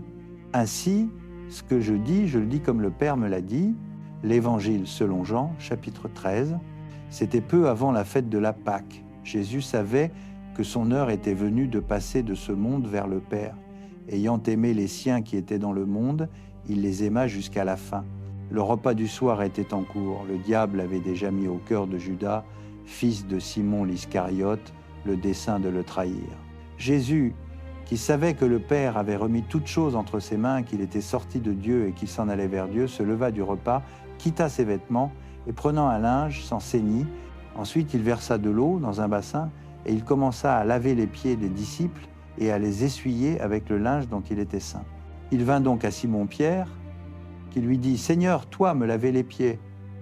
Jésus répondit « Ce que je fais, tu ne le comprends pas maintenant, mais tu le comprendras bientôt. » Pierre lui dit « Non, jamais tu me laveras les pieds. » Jésus lui répondit « Si je ne te lave, tu n'as pas de part avec moi. » Simon-Pierre lui dit « Seigneur, non seulement les pieds, mais aussi les mains et la tête. » Jésus lui dit « Celui qui s'est baigné n'a besoin que de se laver les pieds pour être entièrement pur. Et vous, vous êtes purs, mais non pas tous. » Car il savait qui devait le trahir. C'est pourquoi il dit « Vous n'êtes pas tous purs. » Lorsqu'il leur eut lavé les pieds, il reprit ses vêtements, se remit à table et leur dit « Comprenez-vous ce que je vous ai fait? Vous m'appelez Maître et Seigneur, et vous dites bien, car je le suis. Si donc moi, le Seigneur et le Maître, je vous ai lavé les pieds. Vous aussi, vous devez vous laver les pieds, les uns aux autres, car je vous ai donné un exemple, afin que vous fassiez comme je vous ai fait. En vérité, je vous le dis, le serviteur n'est pas plus grand que son Seigneur, ni l'envoyé plus grand que celui qui l'a envoyé. Sachant cela, vous êtes heureux si vous le faites. Je ne parle pas de vous tous, je sais quels sont ceux que j'ai choisis, mais il faut que l'Écriture s'accomplisse. Celui qui mange mon pain a levé le talon contre moi. Je vous le dis dès maintenant, avant que cela arrive, afin que, quand cela arrivera, vous croyez que moi, je suis. En vérité, je vous le dis, celui qui reçoit celui que j'envoie me reçoit, et celui qui me reçoit reçoit celui qui m'a envoyé. Ayant ainsi parlé, Jésus fut troublé en son esprit, et il déclara ouvertement, en vérité, je vous le dis, l'un de vous me livrera. Les disciples se regardaient les uns les autres, ne sachant de qui ils parlaient. Un des disciples, celui que Jésus aimait, était à table tout contre Jésus. Simon-Pierre lui fit signe de demander qui était celui dont il parlait. Ce disciple, s'étant penché sur la poitrine de Jésus, lui dit « Seigneur, qui est-ce » Jésus répondit « C'est celui à qui je donnerai le morceau trempé. » Et ayant trempé le morceau, il le donna à Judas, fils de Simon l'Iscariote. Dès que Judas eut pris le morceau, Satan entra en lui. Jésus lui dit donc « Ce que tu fais, fais-le vite. » Aucun de ceux qui étaient à table ne comprit pourquoi il lui disait cela. Comme Judas avait la bourse, quelques-uns pensaient que Jésus lui disait « Achète ce dont nous avons besoin pour la fête » ou qu'il lui ordonnait de donner quelque chose aux pauvres. Ayant donc pris le morceau, Judas sortit aussitôt. Il était nuit. Lorsqu'il fut sorti, Jésus dit « Maintenant le Fils de l'homme a été glorifié et Dieu a été glorifié en lui. Si Dieu a été glorifié en lui, Dieu aussi le glorifiera en lui-même et il le glorifiera bientôt. Mes petits-enfants, je suis encore avec vous pour peu de temps. Vous me chercherez et, comme j'ai dit aux Juifs, là où je vais, vous ne pouvez venir, je vous le dis aussi maintenant. Je vous donne un commandement nouveau, aimez-vous les uns les autres, comme je vous ai aimé, vous aussi aimez-vous les uns les autres. À ceci tous reconnaîtront que vous êtes mes disciples, si vous avez de l'amour les uns pour les autres. Simon-Pierre lui dit « Seigneur, où vas-tu » Jésus répondit « Là où je vais, tu ne peux me suivre maintenant, mais tu me suivras plus tard. » Pierre lui dit « Seigneur, pourquoi ne puis-je te suivre maintenant? Je donnerai ma vie pour toi. » Jésus répondit « Tu donneras ta vie pour moi. En vérité, je te le dis, le coq ne chantera pas que tu ne m'aies renié 3 fois. » L'Évangile selon Jean, chapitre 14. Que votre cœur ne se trouble pas. Croyez en Dieu, croyez aussi en moi. Dans la maison de mon Père, il y a beaucoup de demeures. Si cela n'était pas, je vous l'aurais dit, car je vais vous préparer une place. Et lorsque je serai allé vous préparer une place, je reviendrai et je vous prendrai avec moi, afin que là où je suis, vous soyez aussi. Vous savez où je vais et vous en savez le chemin. Thomas lui dit, « Seigneur, nous ne savons pas où tu vas, comment pouvons-nous en savoir le chemin ?» Jésus lui dit, « Je suis le chemin et la vérité et la vie. Personne ne vient au Père que par moi. Si vous me connaissiez, vous connaîtriez aussi mon Père, et dès maintenant vous le connaissez et vous l'avez vu. » Philippe lui dit, « Seigneur, montre-nous le Père, et cela nous suffit. » Jésus lui dit, « Il y a si longtemps que je suis avec vous, et tu ne m'as pas connu, Philippe. Celui qui m'a vu a vu le Père. Comment peux-tu dire, montre-nous le Père? Ne crois-tu pas que je suis dans le Père et que le Père est en moi? Les paroles que je vous dis, je ne les dis pas de moi-même, mais le Père qui demeure en moi fait ses œuvres. Croyez-moi quand je dis que je suis dans le Père et que le Père est en moi. Sinon, croyez à cause des œuvres elles-mêmes. En vérité, je vous le dis, celui qui croit en moi fera aussi les œuvres que je fais, et il en fera de plus grandes, parce que je vais vers le Père. Et quoi que vous demandiez en mon nom, je le ferai, afin que le Père soit glorifié dans le Fils. Si vous demandez quelque chose en mon nom, moi, je le ferai. Si vous m'aimez, gardez mes commandements, et moi, je prierai le Père, et il vous donnera un autre paraclet, afin qu'il demeure éternellement avec vous, l'Esprit de vérité, que le monde ne peut pas recevoir parce qu'il ne le voit pas et ne le connaît pas, mais vous, vous le connaissez, car il demeure avec vous et il sera en vous. Je ne vous laisserai pas orphelin, je viendrai à vous. Encore un peu de temps et le monde ne me verra plus. Mais vous, vous me verrez, parce que je vis et que vous vivrez aussi. En ce jour-là, vous connaîtrez que je suis en mon Père, que vous êtes en moi et que je suis en vous. Celui qui a mes commandements et qui les garde, c'est celui-là qui m'aime. Et celui qui m'aime sera aimé de mon Père. Moi aussi je l'aimerai et je me ferai connaître à lui. Judas, non pas l'Iscariote, lui dit « Seigneur, comment se fait-il que tu te feras connaître à nous et non au monde ?» Jésus lui répondit « Si quelqu'un m'aime, il gardera ma parole et mon Père l'aimera. Nous viendrons vers lui et nous ferons notre demeure chez lui. Celui qui ne m'aime pas ne garde pas mes paroles. Et la parole que vous entendez n'est pas de moi, mais du Père qui m'a envoyé. Je vous ai dit ces choses pendant que je demeure avec vous. Mais le Paraclet, l'Esprit Saint que le Père enverra en mon nom, vous enseignera toutes choses et vous rappellera tout ce que je vous ai dit. Je vous laisse la paix, je vous donne ma paix. Je ne vous la donne pas comme le monde la donne. Que votre cœur ne se trouble pas et ne craigne pas. Vous m'avez entendu dire, je m'en vais et je reviens vers vous. Si vous m'aimiez, vous vous réjouiriez de ce que je vais vers le Père, car le Père est plus grand que moi. Je vous l'ai dit maintenant, avant que cela arrive, afin que, quand cela arrivera, vous croyiez, je ne vous parlerai plus beaucoup, car le prince de ce monde vient. Il n'a rien en moi, mais il vient afin que le monde sache que j'aime le Père et que je fais exactement ce que le Père m'a commandé. Levez-vous, partons d'ici. L'Évangile selon Jean, chapitre 15, je suis la vraie vigne et mon Père est le vigneron. Tout sarment qui est en moi et qui ne porte pas de fruit, il l'enlève, et tout sarment qui porte du fruit, il l'émonde afin qu'il porte encore plus de fruits. Déjà, vous êtes purs à cause de la parole que je vous ai annoncée. Demeurez en moi comme moi en vous. De même que le sarment ne peut pas porter de fruit de lui-même s'il ne demeure sur la vigne, ainsi vous non plus, si vous ne demeurez en moi. Moi, je suis la vigne, vous, vous êtes les sarments. Celui qui demeure en moi et en qui je demeure, celui-là porte beaucoup de fruits, car hors de moi, vous ne pouvez rien faire. Si quelqu'un ne demeure pas en moi, il est jeté dehors comme le sarment, il sèche, puis on ramasse les sarments, on les jette au feu et ils brûlent. Si vous demeurez en moi et que mes paroles demeurent en vous, demandez ce que vous voudrez et cela vous sera accordé. C'est la gloire de mon Père que vous portiez beaucoup de fruits et que vous soyez vraiment mes disciples. Comme le Père m'a aimé, moi aussi je vous ai aimé, demeurez dans mon amour.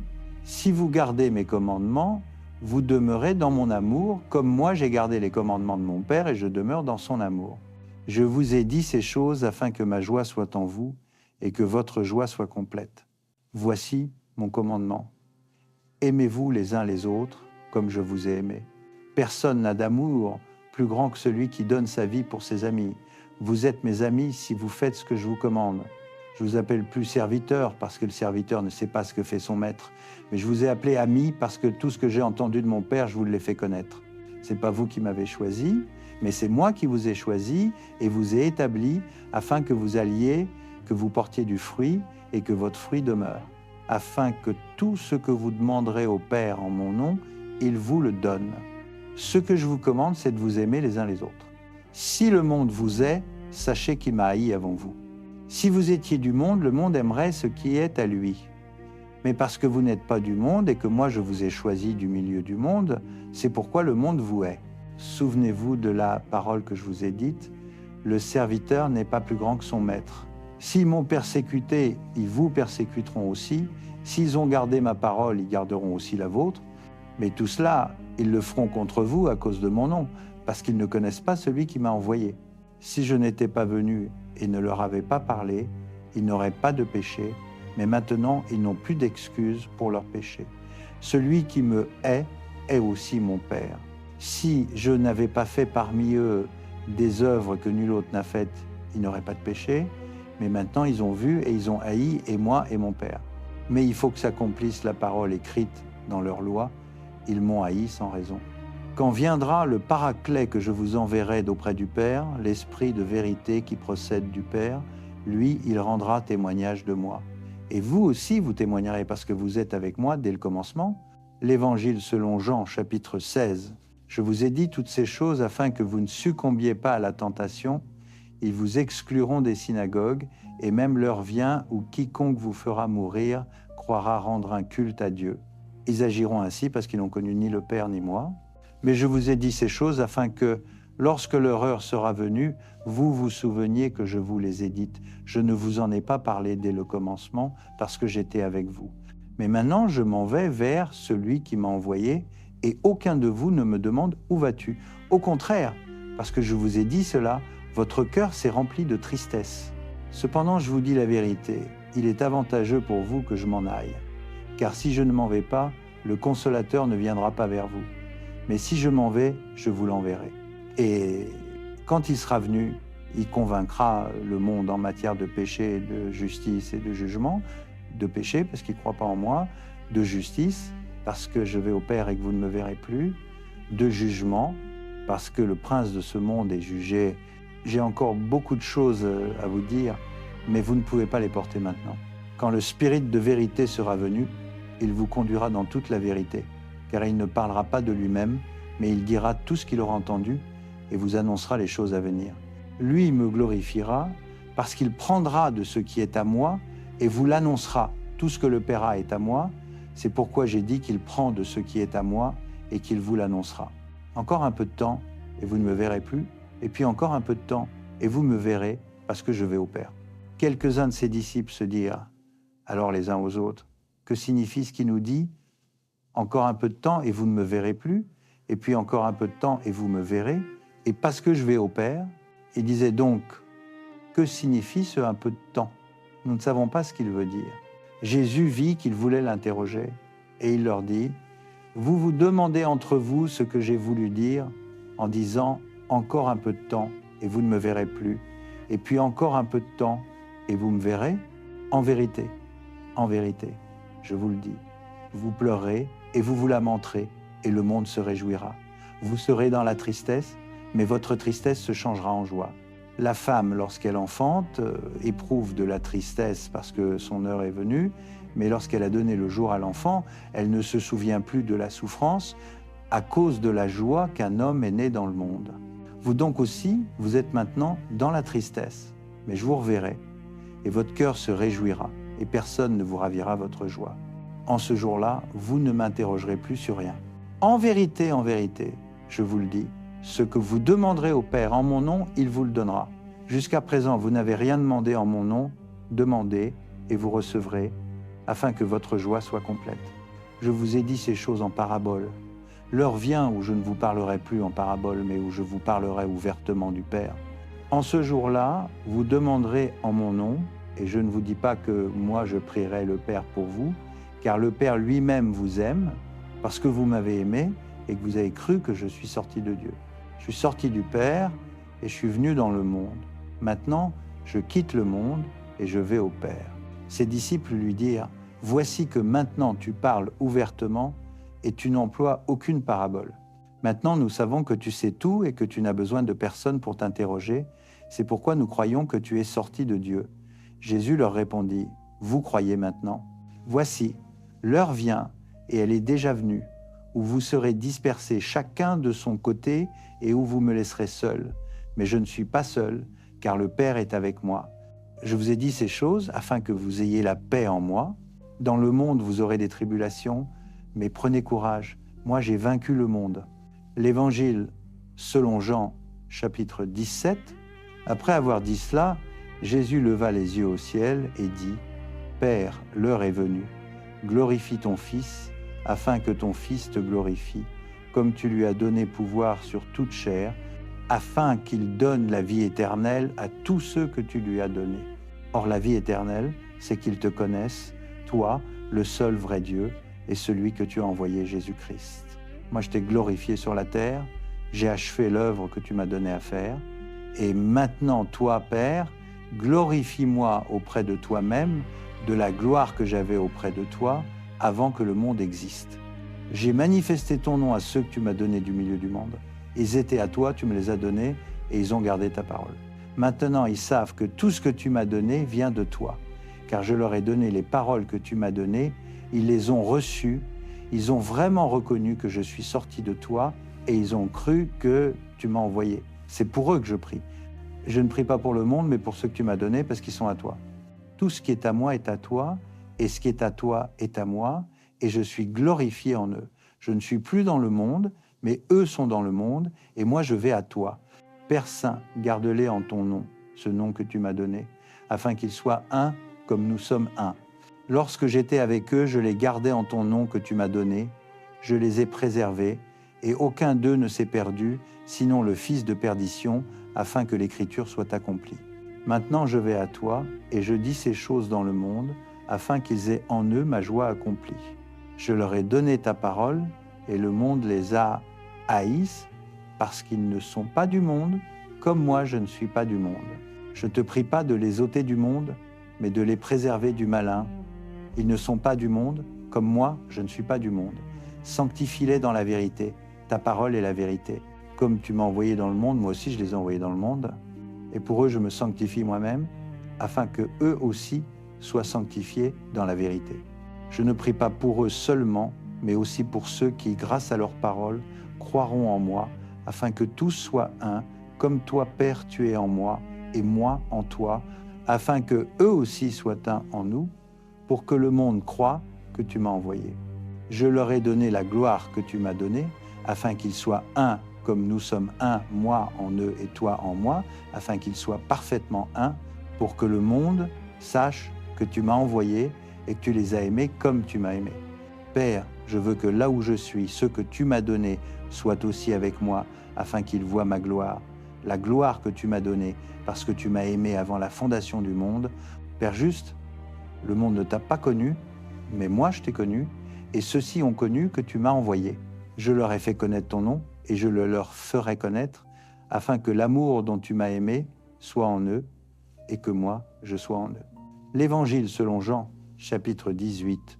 Voici ban dixant ting fab shing zak tung chu que joan chung disui gun guyen tuan bu noedung kon katbo kon temtat ko eluan kutu gun nyut ve ban gok dung de enaiden va tem de keupli des dog truchai. Après avoir dit ces paroles, Jésus sortit avec ses disciples et traversa le torrent du Cédron. Il y avait là un jardin dans lequel il entra, lui et ses disciples. Judas, celui qui le livrait, connaissait aussi ce lieu, parce que Jésus et ses disciples s'y étaient souvent réunis.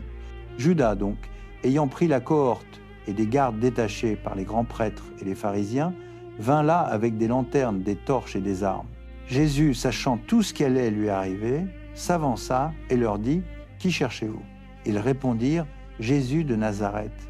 Jésus leur dit « C'est moi ». Judas, celui qui le livrait, se tenait là, lui aussi, avec eux. Quand donc il leur eut dit « C'est moi », ils reculèrent et tombèrent à terre. Il leur demanda de nouveau « Qui cherchez-vous » Ils dirent « Jésus de Nazareth ». Jésus répondit « Je vous l'ai dit, c'est moi. Si c'est donc moi que vous cherchez, laissez aller cela. Cela arriva afin que s'accomplît la parole qu'il avait dite « Je n'ai perdu aucun de ceux que tu m'as donnés ».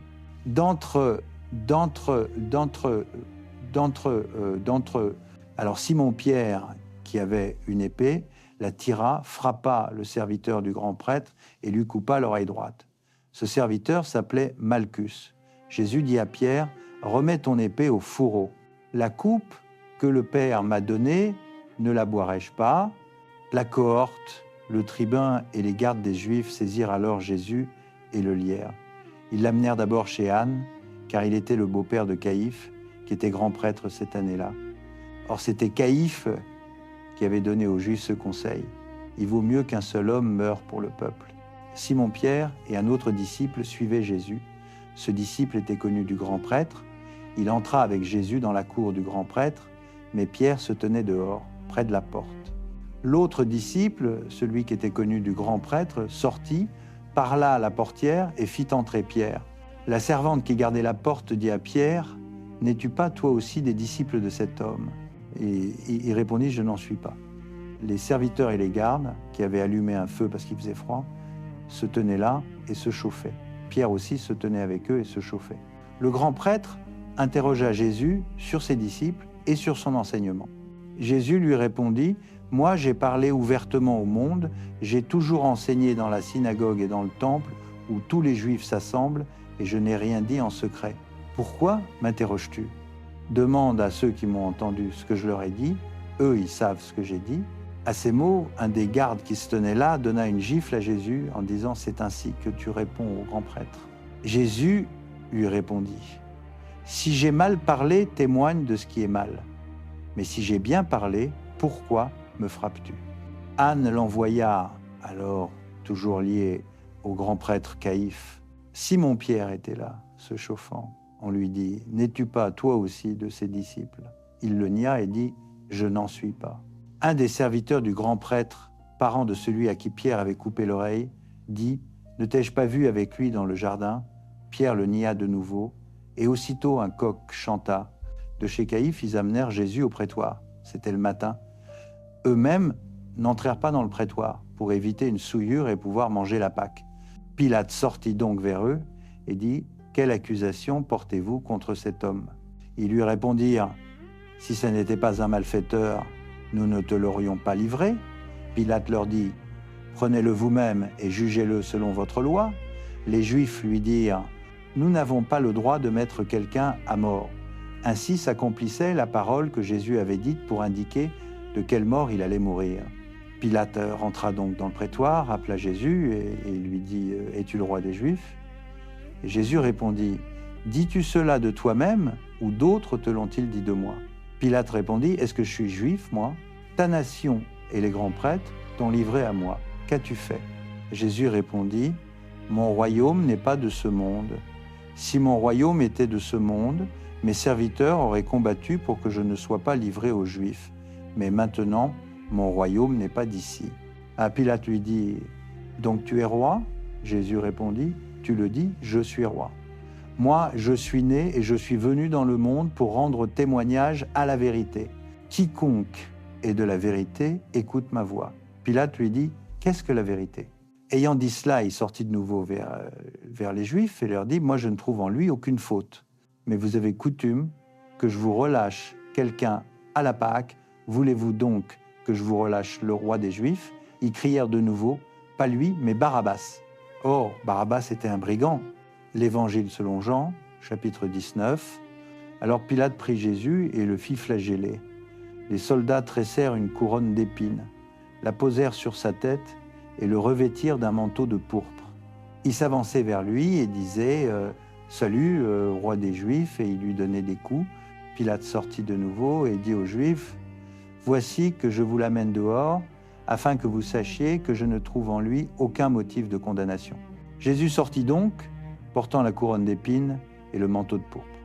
Pilate leur dit « Voici l'homme. » Quand les grands prêtres et les gardes le virent, ils crièrent « Crucifie-le. » « Crucifie-le » Pilate leur dit « Prenez-le vous-même et crucifiez-le. Moi, je ne trouve en lui aucun motif de condamnation. » Les Juifs lui répondirent « Nous avons une loi, et d'après cette loi, il doit mourir, parce qu'il s'est fait fils de Dieu. » Lorsque Pilate entendit cette parole, il eut encore plus peur. Il rentra dans le prétoire et dit à Jésus « D'où es-tu » Mais Jésus ne lui donna pas de réponse. Pilate lui dit « Tu me refuses la parole? Ne sais-tu pas que j'ai pouvoir de te relâcher et pouvoir de te crucifier ?» Jésus répondit « Tu n'aurais aucun pouvoir sur moi s'il ne t'avait été donné d'en haut. C'est pourquoi celui qui m'a livré à toi a un plus grand péché. » Dès lors, Pilate cherchait à le relâcher. Mais les Juifs criaient « Si tu le relâches, tu n'es pas ami de César. Quiconque se fait roi se déclare contre César. » Quand Pilate entendit ces paroles, il fit sortir Jésus et s'assit sur le tribunal au lieu appelé Lithostrotos, en hébreu Gabata. C'était le jour de la préparation de la Pâque, environ la 6e heure. Pilate dit aux Juifs « Voici votre roi. » Mais ils crièrent « À mort, crucifie-le. » Pilate leur dit « Crucifierai-je votre roi ?» Les grands prêtres répondirent « Nous n'avons de roi que César. » Alors il le leur livra pour être crucifié. Ils prirent donc Jésus. Portant lui-même sa croix, il sortit vers le lieu appelé Crâne, qui se dit en hébreu Golgotha. C'est là qu'ils le crucifièrent. Et avec lui 2 autres, un de chaque côté, Jésus au milieu. Pilate fit aussi une inscription qu'il plaça sur la croix. Il y était écrit « Jésus le Nazaréen, le roi des Juifs. Beaucoup de Juifs lurent cette inscription, car le lieu où Jésus était crucifié était près de la ville, et l'inscription était en hébreu, en latin et en grec. Les grands prêtres des Juifs dirent donc à Pilate, « N'écris pas le roi des Juifs », mais cet homme a dit, « Je suis le roi des Juifs ». Pilate répondit, « Ce que j'ai écrit, je l'ai écrit ». Quand les soldats eurent crucifié Jésus, ils prirent ses vêtements et en firent 4 parts, une part pour chaque soldat, ainsi que la tunique. La tunique était sans couture, tissée d'une seule pièce depuis le haut. Ils se dirent donc entre eux, « Ne la déchirons pas, mais tirons au sort à qui elle sera. » Ainsi s'accomplit l'écriture. Ils se sont partagés mes vêtements et ont tiré ma tunique au sort. Voilà ce que firent les soldats. Près de la croix de Jésus se tenait sa mère, la sœur de sa mère, Marie, femme de Clopas, et Marie de Magdala. Jésus, voyant sa mère, et près d'elle le disciple qu'il aimait, dit à sa mère, « Femme, voici ton fils. » Puis il dit au disciple, « Voici ta mère. » Dès cette heure-là, le disciple l'a pris chez lui. Après cela, sachant que tout était déjà accompli, et pour que l'écriture soit accomplie, Jésus dit « J'ai soif ». Il y avait là un vase plein de vinaigre. On fixa donc une éponge imbibée de vinaigre au bout d'une branche d'hysope et on l'approcha de sa bouche. Quand il eut pris le vinaigre, Jésus dit « Tout est accompli ». Il inclina la tête et remit l'esprit. Comme c'était le jour de la préparation, afin que les corps ne restent pas sur la croix pendant le sabbat, car ce sabbat était un grand jour, les Juifs demandèrent à Pilate qu'on brise les jambes des crucifiés et qu'on enlève les corps. Les soldats vinrent donc et brisèrent les jambes du premier, puis de l'autre qui avait été crucifié avec lui. Quand ils arrivèrent à Jésus, ils virent qu'il était déjà mort et ne lui brisèrent pas les jambes. Mais un des soldats lui perça le côté avec une lance, et aussitôt il sortit du sang et de l'eau. Celui qui l'a vu en a témoigné, et son témoignage est vrai. Il sait qu'il dit la vérité, afin que vous aussi, vous croyiez. Ces choses sont arrivées pour que l'écriture soit accomplie. Aucun de ces os ne sera brisé.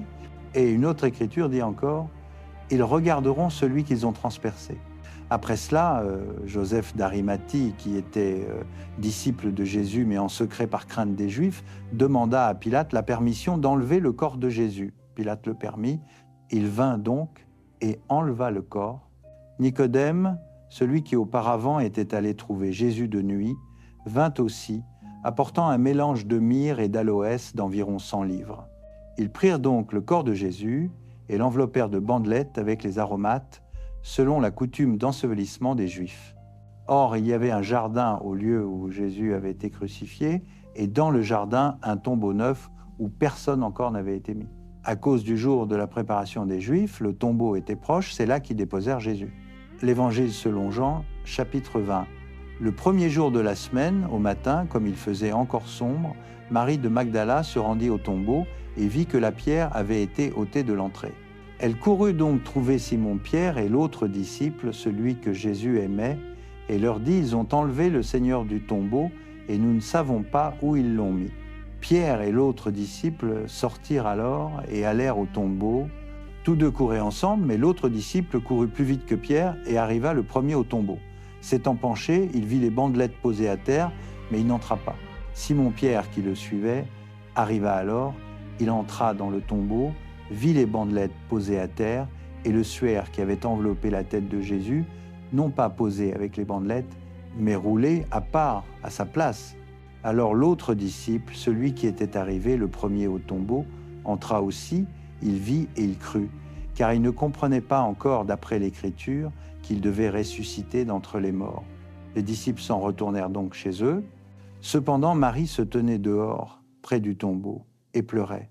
Tout en pleurant, elle se pencha vers le tombeau et vit 2 anges vêtus de blanc, assis à l'endroit où avait reposé le corps de Jésus, l'un à la tête et l'autre aux pieds.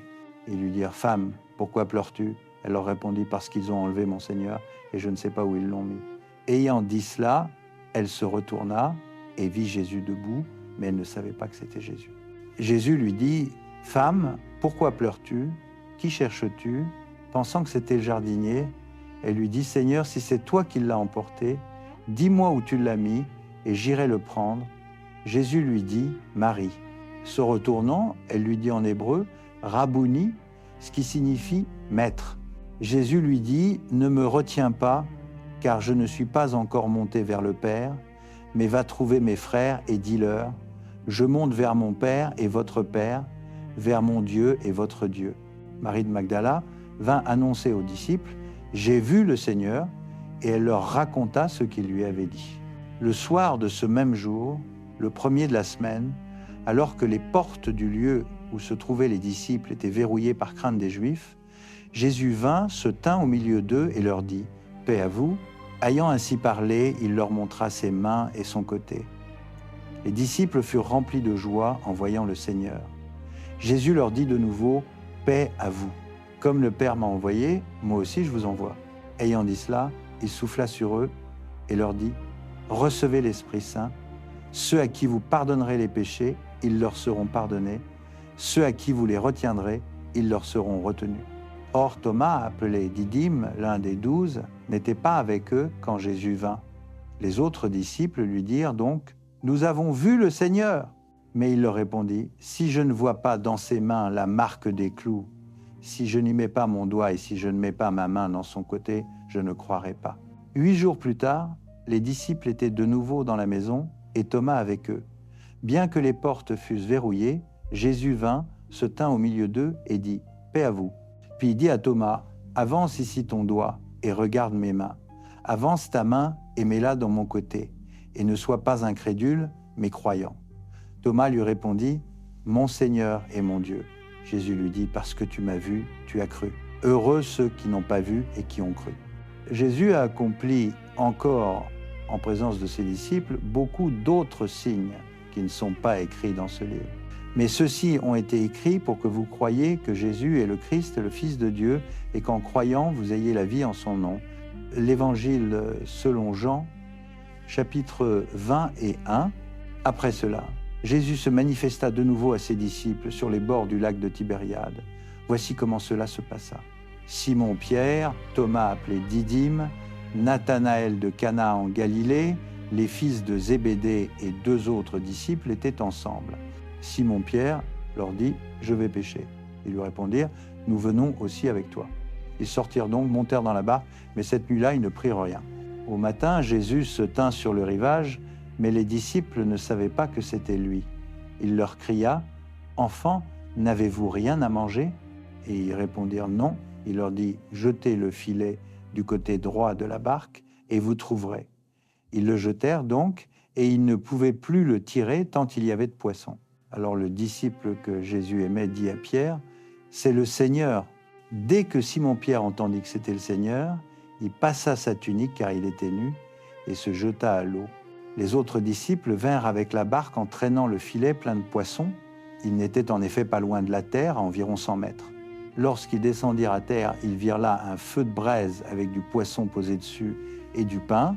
Jésus leur dit « Apportez quelques-uns des poissons que vous venez de prendre. » Simon-Pierre remonta dans la barque et tira le filet à terre. Il était plein de 153 gros poissons.